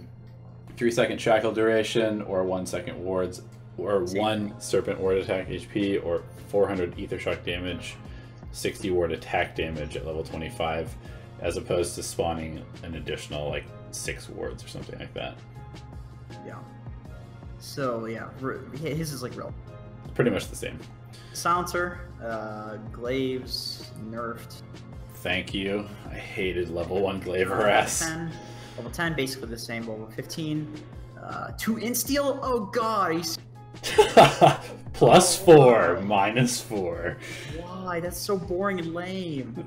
Alright, 120 attack range, 30 curse damage, that's pretty good. Level 25, 20% glaives of wisdom, puts it back to what it was, or 2-second levels. Man, screw you, Val. Yeah. Steal more int.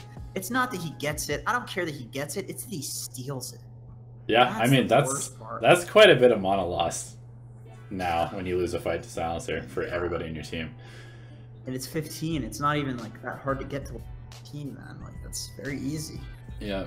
Skywrath Mage, 25% or 25 movement speed, 8 Basically intelligence. Yeah. -6 Ancient Seal cooldown, +1 Arcane Bolt. That's interesting. 2 Arcane Bolts, I guess. Global concussive shot. What? What? So it just randomly selects any target visible on the map, I guess. What the fuck? Okay, I would just go with the 15% Ancient Seal magic resistance reduction because that's pretty good. Yeah. Under Mystic Flare damage. Yep, 300 gold per minute. So he's getting into puck territory with that ridiculous gold talent. Global concussive shot. What are they thinking? Guardian Sprint moves 700 move speed along the river. Ability level 4. That's kind of cool. Just along the river, though. It's just so weird, though. Sardar, level 10. Basically the same. Damage versus HP 15. 300 health versus bash damage to the Bastard. Level 20. 50 attack speed, which is kind of mediocre. Or night vision plus 1,000. Definitely for the night vision. That's insane. 15% bash chance or corrosive haze undispellable. I would definitely go for the... He already has like decent night vision, if I remember correctly. I think it's the same. It used to be good night vision, but I think it's the same as the other heroes now. Okay. Yeah, yep. So now it just gives them Night Stalker vision basically at night. It's honestly going to be good for late game ganking stuff. Like moving around the map through the river is going to be really fast, but yeah, like it's pretty clowny. It's pretty clowny. It won't affect the game until like the mid game, the mid-late game. Yeah. Level 10, basically the same as before. HP regen, damage 15, 300 health, bash damage. Probably want the bash damage. Actually, I have no idea. You probably want the health. You want the bash damage if you're going to go like Tread's right-click build though. Level 20, you probably want the night vision because that's a crazy amount. It's super good for ganking, especially considering Sardar's an initiator himself, like makes him into a Night Stalker. Level 25, 15% bash chance, which is good if you're a right-clicker, but Corrosive Haze being undispellable. That's pretty insane. If people BKB, it won't dispel, which is crazy. You can't Yules it off. You can't Manta it off, I assume. Yeah. That's really good. Slark, bug fix with Pounce. Same level 10 talent, 8 strength, 10 agility, 15, 30 attack speed, 20% lifesteal. I think people go for the lifesteal for the most part. Level 20, 150 dark pack damage, 3-second pounce leash. I actually really like this because it's a choice between two interesting talents that aren't like, you know, increasing the farm speed or anything like that, where it's like an obvious choice. Like you could actually go for either one. Dark Pact will damage you, but the 3-second pounce leash, I mean, that's 7-second pounce. That's insane. Level 25, we have 1-second Shadow Dance for duration, which is obviously very, very good on Slark, or 120-second Essence Shift duration, which is also pretty goddamn insane. Yeah, that's really good. Slark's talents are interesting to say the least. It doesn't help his main problem though, which is that he's a really terrible laner. Yeah, it doesn't. It doesn't. That's why talents are kind of terrible, because they just, you know, you don't get them until after laning phase, and in Dota, laning phase is one of the most important parts of the game, so if not the most important. Yeah. So. All right, Sniper, 12% cooldown reduction or 20 damage at level 10, 40 attack speed or 20 shrapnel DPS at level 15, 35 knockback distance headshot. Oh my god, or minus what? Why? 1.5 second assassinate cooldown. Why? Just Sniper wasn't annoying and that is so annoying, dude. And then his level 25 is just the same. Yeah. It's shrapnel charges or attack range. It's honestly kind of boring because the shrapnel charges respawn at the speed, so it's not that impressive to have a bunch of them, and they don't overlap on each other. And then the attack range is like Sniper already attacks from really far away. So it's honestly a little boring, but the knockback distance. That's actually so annoying, that could dude. Be funny. That could be funny. Especially because what is it, like a 40% proc rate or something ridiculous like that? So, like as you're running towards him, you're basically just getting pushed backwards the whole time. That's pretty good actually. That he can knock you back himself. Yeah. Desolate now applies a debuff. Oh, sorry, I moved on to Spectre. That's fine. I was reading that. You can't. It reduces the unit's vision for 5 seconds.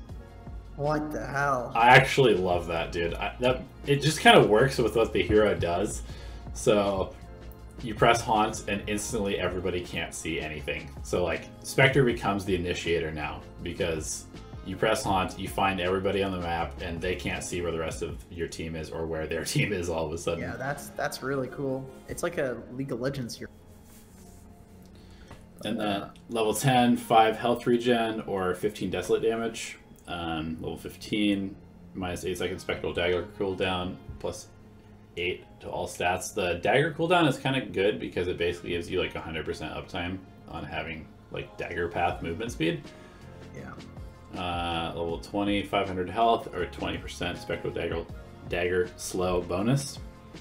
I think the health. I think you'd probably go for the health because Spectre's just insane with health. Yeah, and then 20% haunt illusion damage. So I think they do 80 at that point or something.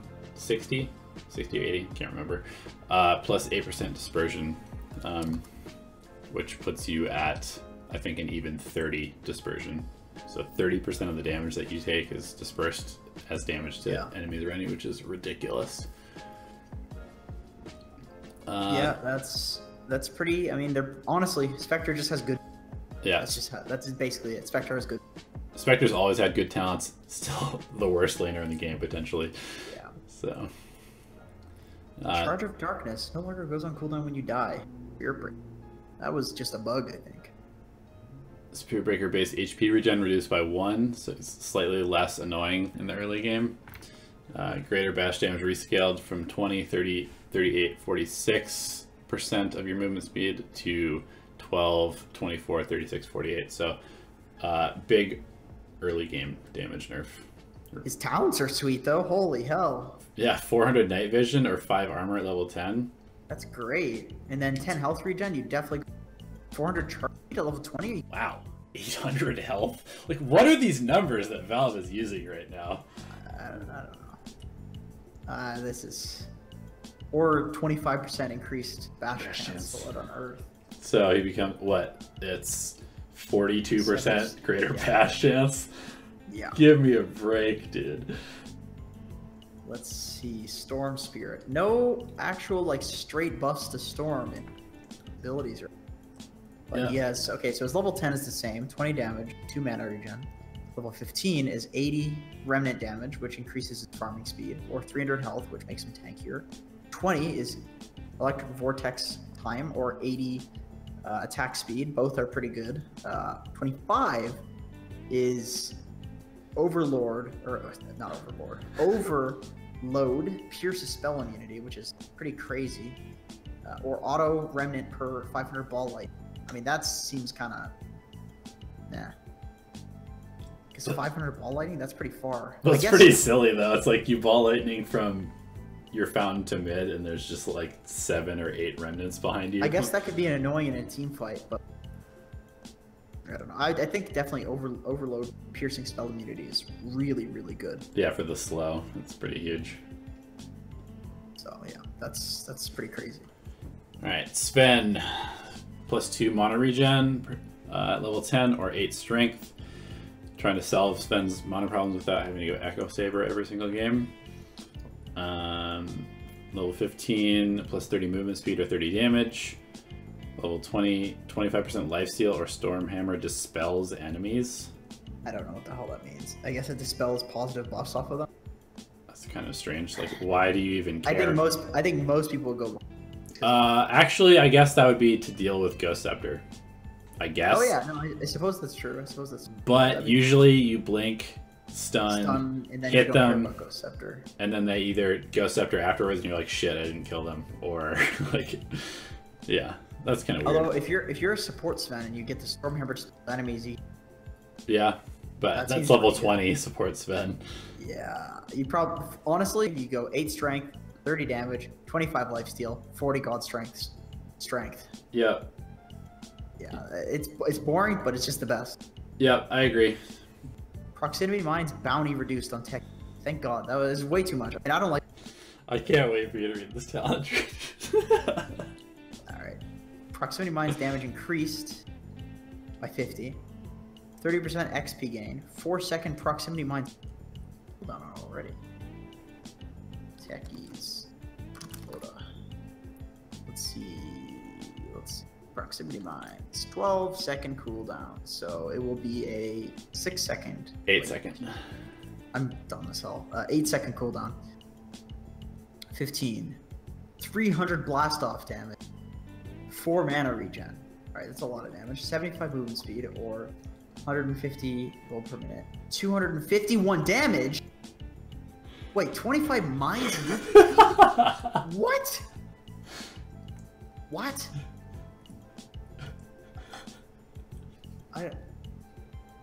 You can move fucking mines? Yep.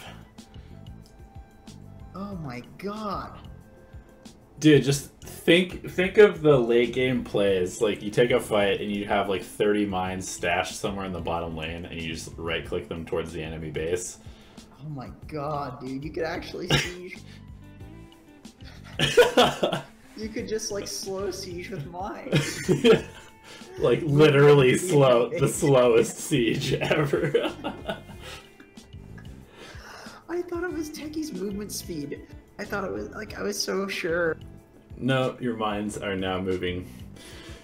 Doesn't make any sense. They added 1 damage to his 250 damage talent also. It's like, Valve, come on, dude. We know. So silly. Why don't you just remove this hero? We know you're just messing with us at this point. That's so silly. Oh my god. Alright, TA. Psionic traps now deal... Oh, they deal damage when fully charged. Yep. Wow. Wow, that's cool. Yeah. That's really cool. Oh my god, you could, like, really hurt somebody with that. Yeah, if you stack them like Techie's Mines, and then you got the level 15, 200 damage talent. Level 10 is basically the same stuff, just boring. Level 15, Psionic Trap damage, that's interesting. Level 20, Refraction Dispels, that's really good. Yeah. 4 meld armor reduction, I don't think you would get that over spells, because you could dispel, like, Gale and stuff. Yeah. 4 Refraction instances, or Sideblade Spill Paralyzes. Wow. That's crazy. That's pretty good. If you have really high attack speed too, you could just like keep somebody in a spot. Yeah, but it's only the spill, so. Right. But you need to hit them off of somebody else. Anyway, those are pretty cool talents. Yeah, those are really cool talents. I like this. I don't know. The dispel seems really good. Yeah, it definitely does. I mean, she needs that. Like, you don't need to go BKB if you get that. Terrorblade. 20 movement speed, 10% evasion, pretty boring. 15, 300 health, 25 attack speed, pretty boring. 20, 10 stats, 8-second reflection cooldown. Well, that's interesting. It's like a 4-second cooldown reflection. Cool. Level 25 is the same thing, but with 35-second sunder cooldown, which is, we all know how that is. He's just sundering constantly. Or 300 metamorphosis attack range, so you're basically sniper. Yeah, that's pretty nuts. I think Terrorblade's pretty the same, just because his better talents come later. He's pretty the same, in my opinion. Yep. Tidehunter, Ravage AoE increased by 200. Ravage speed reduced, though, so it's slower, but it's bigger. 10, you have 80 gush damage, which is good. 20 movement speed, pretty mediocre. 15, 40% XP gain, which is the same, or 25% Anchor Smash damage reduction, which is really good. Level 20, 4 gush armor reduction, or 24 Kraken Shell. Probably the Kraken Shell, and you'd go a bunch of armor. 25% cooldown reduction, or 250... What? 250 damage? Oh my god.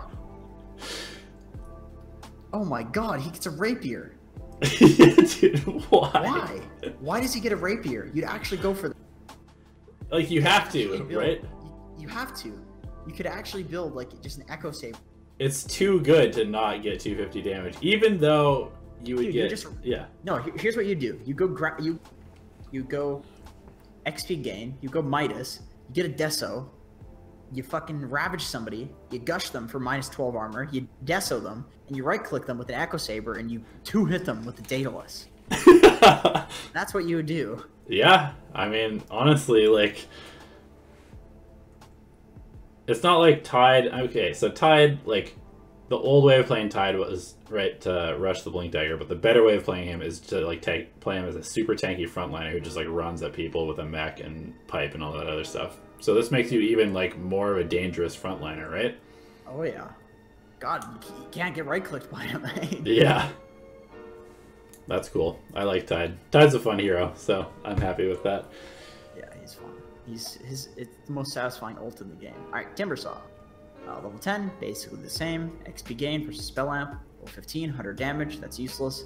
5 reactive armor stacks, that's very useful, that's insane. Level 20, 15 strength or 10% cooldown reduction. Probably go for the CDR, I think. Level 25 is Whirling Death attribute reduction. 1400 Timber Chain rate. So you add a Quap Blink to your Timber Chain, basically. Oh God. Dude, that's insanely good. That's really good. Tinker, oh thank God, rearm now affect items, because that was just that's a quality of life thing. It was so annoying when you got to the point where you had to put your bottle and soul ring into your backpack and you couldn't refresh it from your backpack, like you had to move. It was just annoying. Heat-seeking missile, speed reduced, the mana cost was reduced.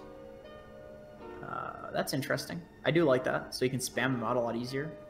So cast range versus spell amp, so his level 10 talents are better. 15 movement speed versus spell lifesteal. That's really good. That's really, really good. Tinker's insane. Got insane talents.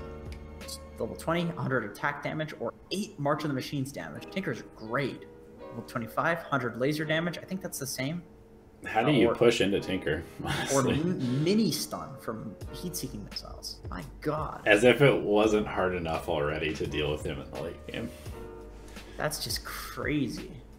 Tinker's insanely good. Tinker's got to be broken, man. All right. Tiny has been reworked. Huh. Base HP regen increased. That's good. He needed a little bit of that. Attack point reduced. So if the attack point is reduced, it means he attacks faster, right? I would assume it's faster because I think it's 0.49 like to attack versus 0.4, so it'd be slightly faster.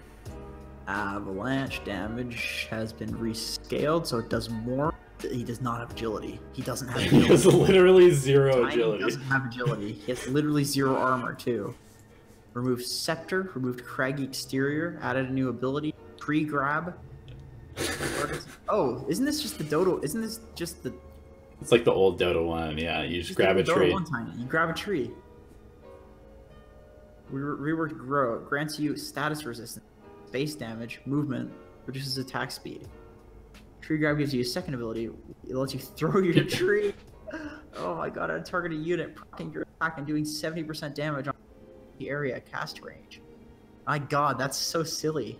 He just friggin' toss trees at you. Dude, imagine Tiny high ground defense. He just like go grab trees and just throw them at the creep wave. Throwing people around, throwing trees around. He's just yeah, you get 3 toss charges at level 25. Okay, so level 10 is plus 15 magic resistance or 25 damage.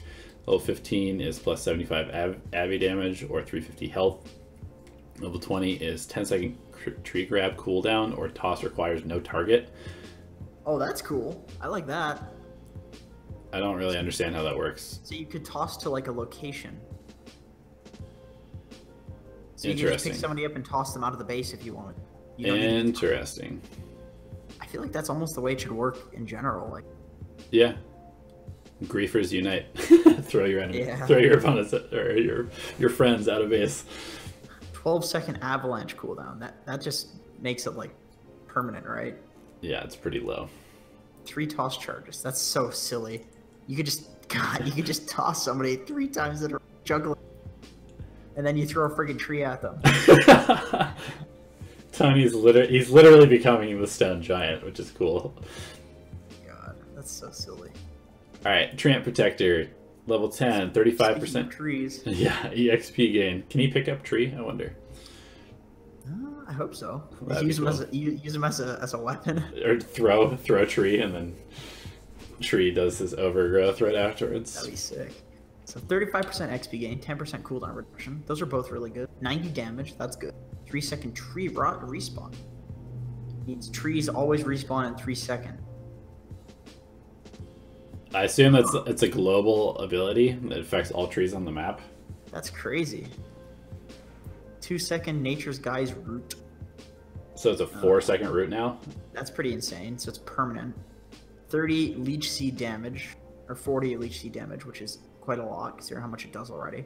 6 Living Armor block instances. Wow. 350 Eyes and Overgrowth 8. Also very. So Treant definitely has very good talent.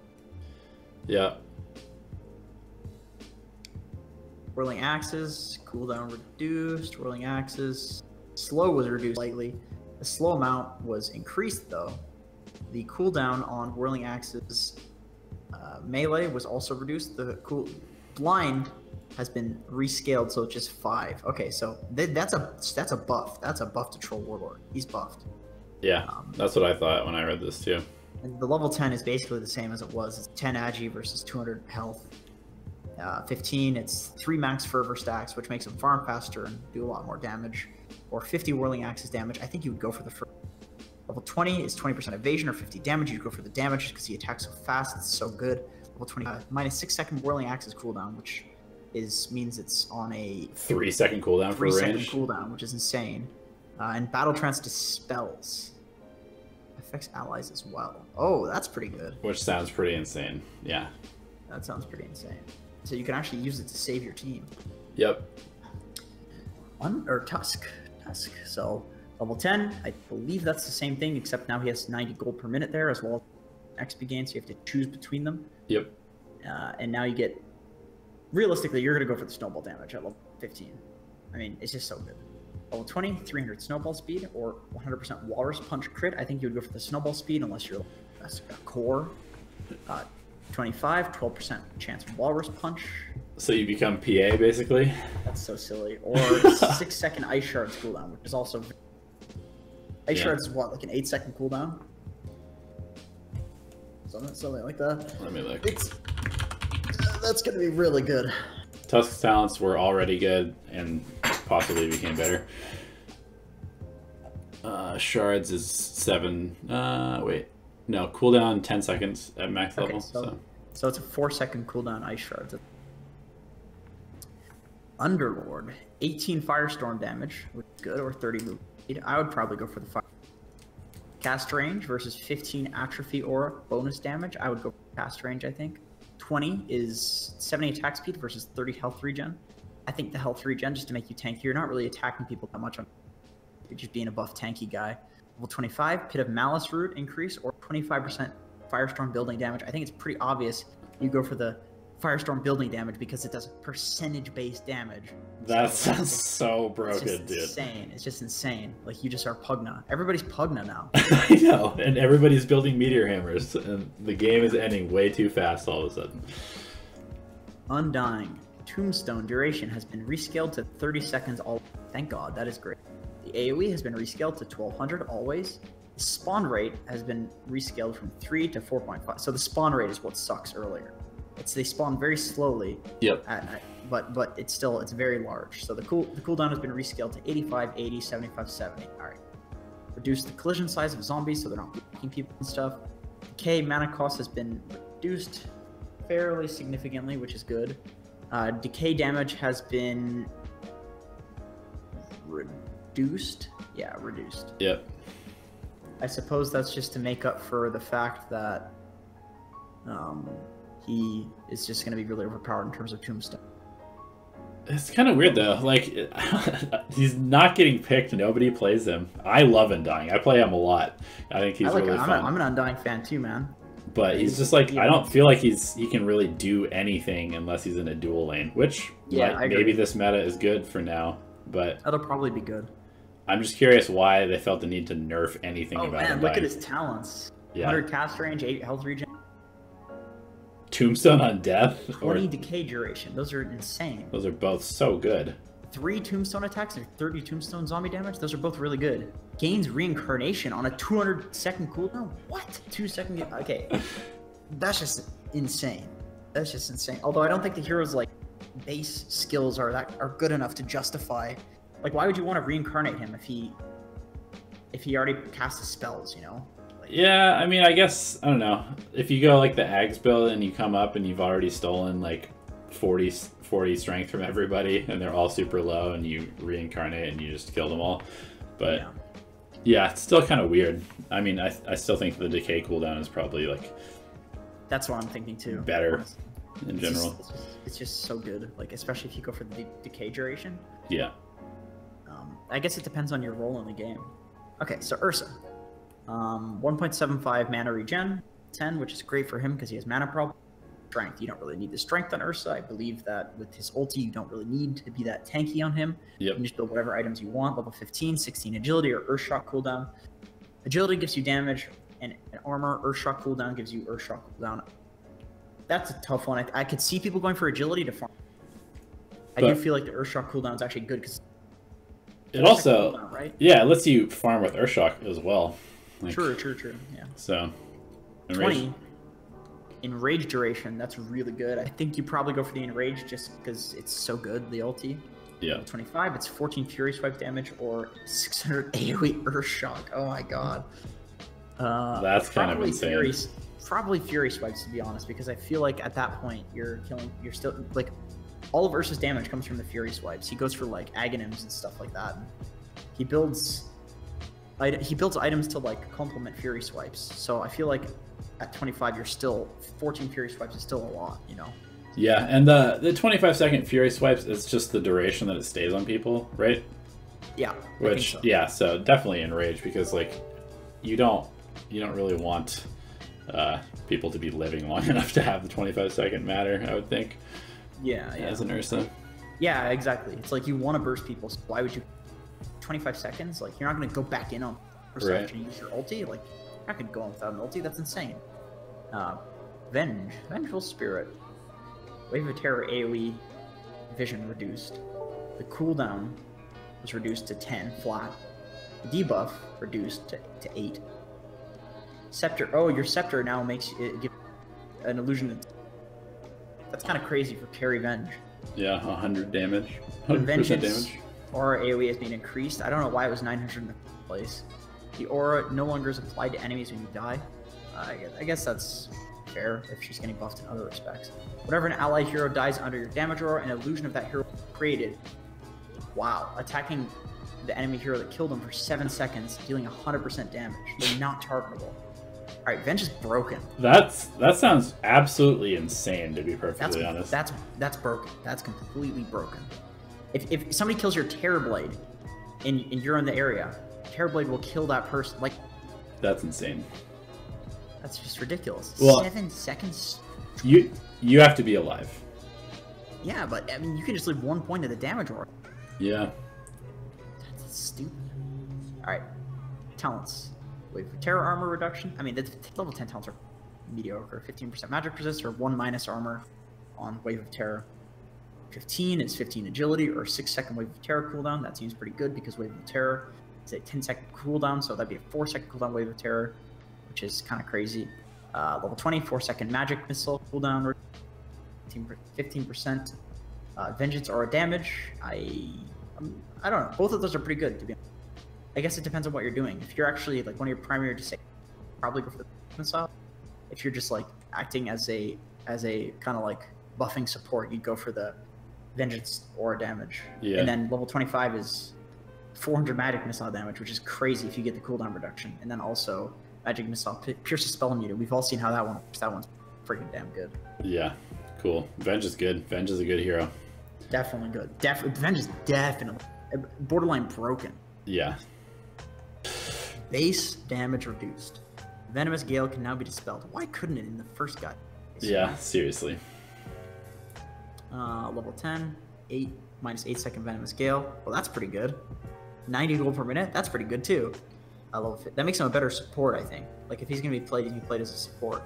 Level 15, 150 cast range or 6% poison sting slow. That's the poison sting slow is actually pretty damn annoying. Like it's pretty significant, I think. I would honestly probably wager people would add and just say screw the cast range because that is a huge slow for something that's so prevalent in the game. Like it's always hitting you. Yeah. 6-second poison nova duration on level 20? That's crazy. Gale hero impact summons 2 wards. Like both these talents are just nuts. They're so good. And then level 25 is poison nova AoE or 3 times Blight Ward HP. So the same thing, except minus the shitty one that nobody would choose.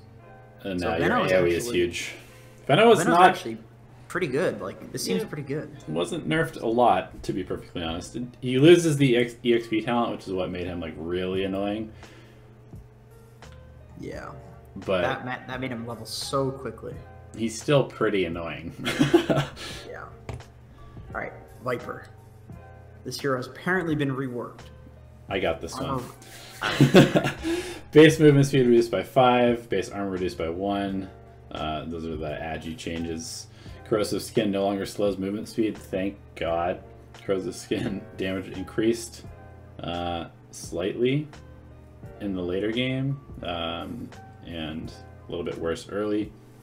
Corrosive skin attack slow rescaled to be the same thing, slightly worse early and the slightly better later. Reworked poison attack, and basically it looks like just incorporated nether toxin into it. Yeah. So it slows the target and deals damage based on how much health the target is missing. It is pretty nuts though that if you are missing 50% health, you take a... Oh, the movement attack speed slow doesn't scale. Okay, so but you take 50 DPS from poison attack. So I don't know. That's pretty. I feel like that's kind of a buff. It's basically a buff, right? Yeah, they've given Viper an extra spell. That's basically what... And anytime that happens, it has to be a buff. It happened with Necrophos. It was insane with Necrophos. Yeah. So reworked. It's always a buff. Rework Nether Toxin releases poison out of the targeted area, like Alchemist Spray, I guess. Oh, it plays Break. That's really good. Yeah. It's a really small AoE, 300. I remember how laughably small that was for Alchemist Acid Spray when they first changed it. But still, if you have somebody slow and you can keep them in that area, it's probably pretty good. Magic resistance is diminished as well and applies Break. And it's 8-second duration, 5-second cooldown. What? It does 400 damage. That is insane.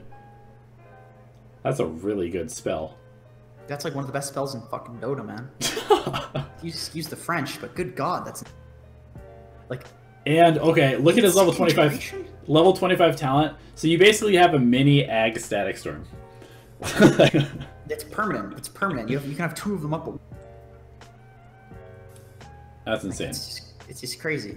Okay. Without lifesteal, you can get at level 10. You can get 20 attack speed, 15, 100 attack range, 6 corrosive skin, kind of mediocre. Level 20, poison attack affects buildings, or 100 Viper Strike DPS. Those are the same as before. Level 25, 120 damage, or Nether Toxin silences. Huh. Man, Viper's got to be broken. Like, I'm sure Viper's broken. Why? Why that hero? I don't know. Well, I don't know what their problem is. God damn. Oh, Familiar's attack on Visage. They do a damage. Instead of the weird charges that never made sense to anybody. Yeah, that's interesting. Casting Grave Chill now gives the buff to Familiars within a cast time. Okay. So now they're much better at chasing, I guess. Yeah, that's interesting. Level 10, 125 cast range, 30 damage. Level 15, 40% XP gain, or Soul Assumption double strike. So they're basically like you get all of this stuff, and there's just more interesting ones at the later levels. Yeah. Level 20, 15 Soul Assumption damage per charge. I think there's like 5 charges max, so that's what, like, almost 100 damage, something like that. Yeah, 90. Or 80 Familiar's movement speed. I mean, that was okay. 25, 2 seconds Gravekeeper Cloak cooldown, or 1 Familiar. I mean, 1 Familiar is just insane, but it depends how much damage the Familiars actually, like, it's. I mean, I imagine that they're pretty damn good, but I would have to see it in action to know for sure. Yeah. Because 25 damage does seem a little low. But I assume that with a +1 Familiar and Ags, then you can have 4, which is like ridiculous amount of stun time. Oh yeah, the stuns is gonna be crazy. All right, Warlock.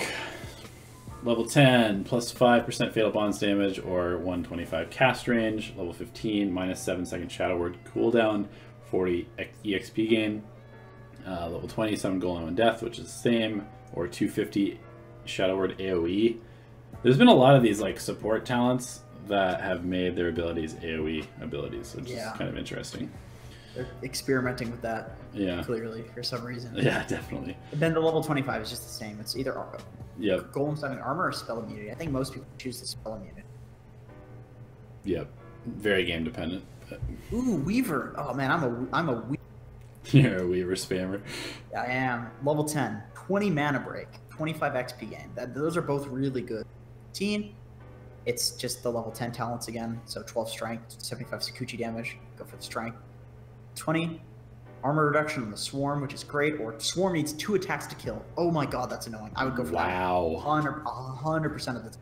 Could you imagine being a CM who has a friggin' bug on you? It takes 6 attacks to kill. Jesus, dude. Well, then again, if you're CM, you have 250 attack speed. Level 25, 200 Sakuchi movement speed. That's broken. Or 1 Jaminate attack. Ooh, wow. Wow, triple attack, man. That's good. But the movement speed is so good. It's so good. I think you'd probably still go. Windranger. Focus Fire now allows Windranger move while attacking the Focus Fire target. Focus Fire attack speed bonus reduced to 350 from 500. Focus Fire cooldown increased to 70 from 60. Shackle Shot now shows an indicator for the missed area if it fails to latch onto a target.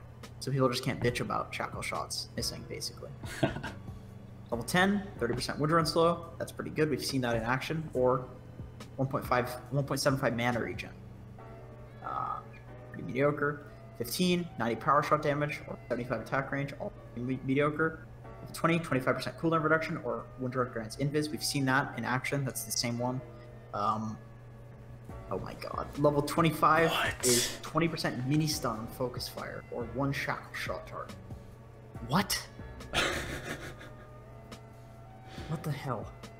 What the hell, man? Alright, that's insane.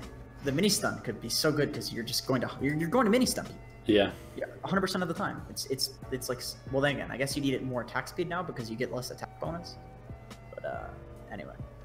You still attack at max speed. It's just like slightly less max speed than max speed used to be. Eventually. Winter Wyvern is basically the same, except 10 you get damage. That's crazy. He's going to be really good in the offlane. Level 15, 600 night vision? Wow. Or 350 health. I think the night vision is great on him because of the... You want to have night vision to press the Q. Yep. 20, 15% Arctic Burn Slow, or 5-second cold brace cooldown. Both very good. Level 25, 1.5 Winter's Curse duration, or Splinter Blast 2-second stun. That's so good. My god, that hero is going to be a broken offlaner. Yeah, people are definitely gonna... That's definitely like supporting the offlane build for sure. Yeah. 50 damage at level 10? I mean, that's perfect for... That is perfect. Anyway, Witch Doctor, Death Ward, now attacks the enemy hero.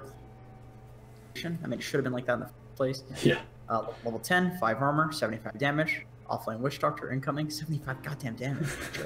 Level 15, 2 cast bounces, or 120 gold per minute at level 15? Dude, this is an offlane hero for sure.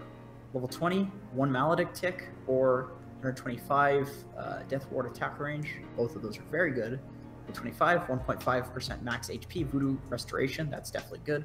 Or 75 Death Ward damage, which is also very, very good. Dude, I'm calling it. Witch Doctor's an offlaner now. Witch Doctor Undying offlane, man. Dude, oh, that'd be deadly. That would be so deadly. Maledict plus decay. Just see you later, dude. Wraith King has been reworked again. I guess it was a model rework, but... Can they make this hero viable, is the question. Mortal Strike chance rescaled to 9 to 15%. Mortal Strike hero crit rescaled to 300%. Mortal Strike versus creeps grants a percentage chance to kill a non-player, non-ancient counter. Can cast Mortal Strike to summon skeletons equal to the number of charges. Skeletons are not bound to you and will auto-attack targets they find. Activation requires 75 mana and has a 50-second cooldown. What the hell? Skeletons do 35 to 40 damage, have a... Yeah, okay, bunch of stuff. Skeletons are summoned once per 0.25 seconds. First is immediate. Oh my god. Casting Hellfire Blast on a target will order all skeletons to attack that target. You're just a necromancer, man. Level 10. Wait, hold up. You missed this note. Oh, if you have Vampiric, yeah. You lifesteal as if your attack dealt enough damage to kill the creep. Wow. That's crazy. So you can just one-hit creep and gain all of its HP. Well, percentage. That's crazy, though. I mean, that's insane. Yeah. Level 10, 40 Wraithfire Blast DPS, or attack speed. I'd probably go for the DPS, honestly. Well, then again, I think people are boring. Quicker. 15, 5 max. 15 strength. Oh, God. I want to run around with a bunch of skeletons as an offlane Wraith King. Level 20, no reincarnation mana cost. Nice. It used to be 25, and now it's 20. Yeah. Or 30 skeletons attack damage. Dude, you're just a skeleton warrior. Like, this guy is going to own, man. Level 25, Vampiric or Lifesteal, 24%, which is good. Or Wraith Reincarnation cast Wraithfire Blast. Of course you have to go for the second one. That one's hilarious. I'm calling it now. Patch 7.10, Wraith King will be renamed to Skeleton King again. I hope so, man. I hope so. He's a skeleton boy. Zeus. Let's see. Do you get anything that interesting? 25% XP gain, that'll be good for him. He needs XP. 40 move speed, 1% static field, probably go for move speed. 20, 50% cooldown reduction, or mini stun. Of course, you go for the mini stun. 25, cast range, arc lightning damage. I would go for the arc lightning damage. Yeah, like doubles it, and it's like 1 second cooldown or something ridiculous. Yeah, that's crazy. Zeus is pretty mediocre. He's pretty the same, in my opinion. Hey, maybe I'm wrong, but... he was already a pretty good hero, so...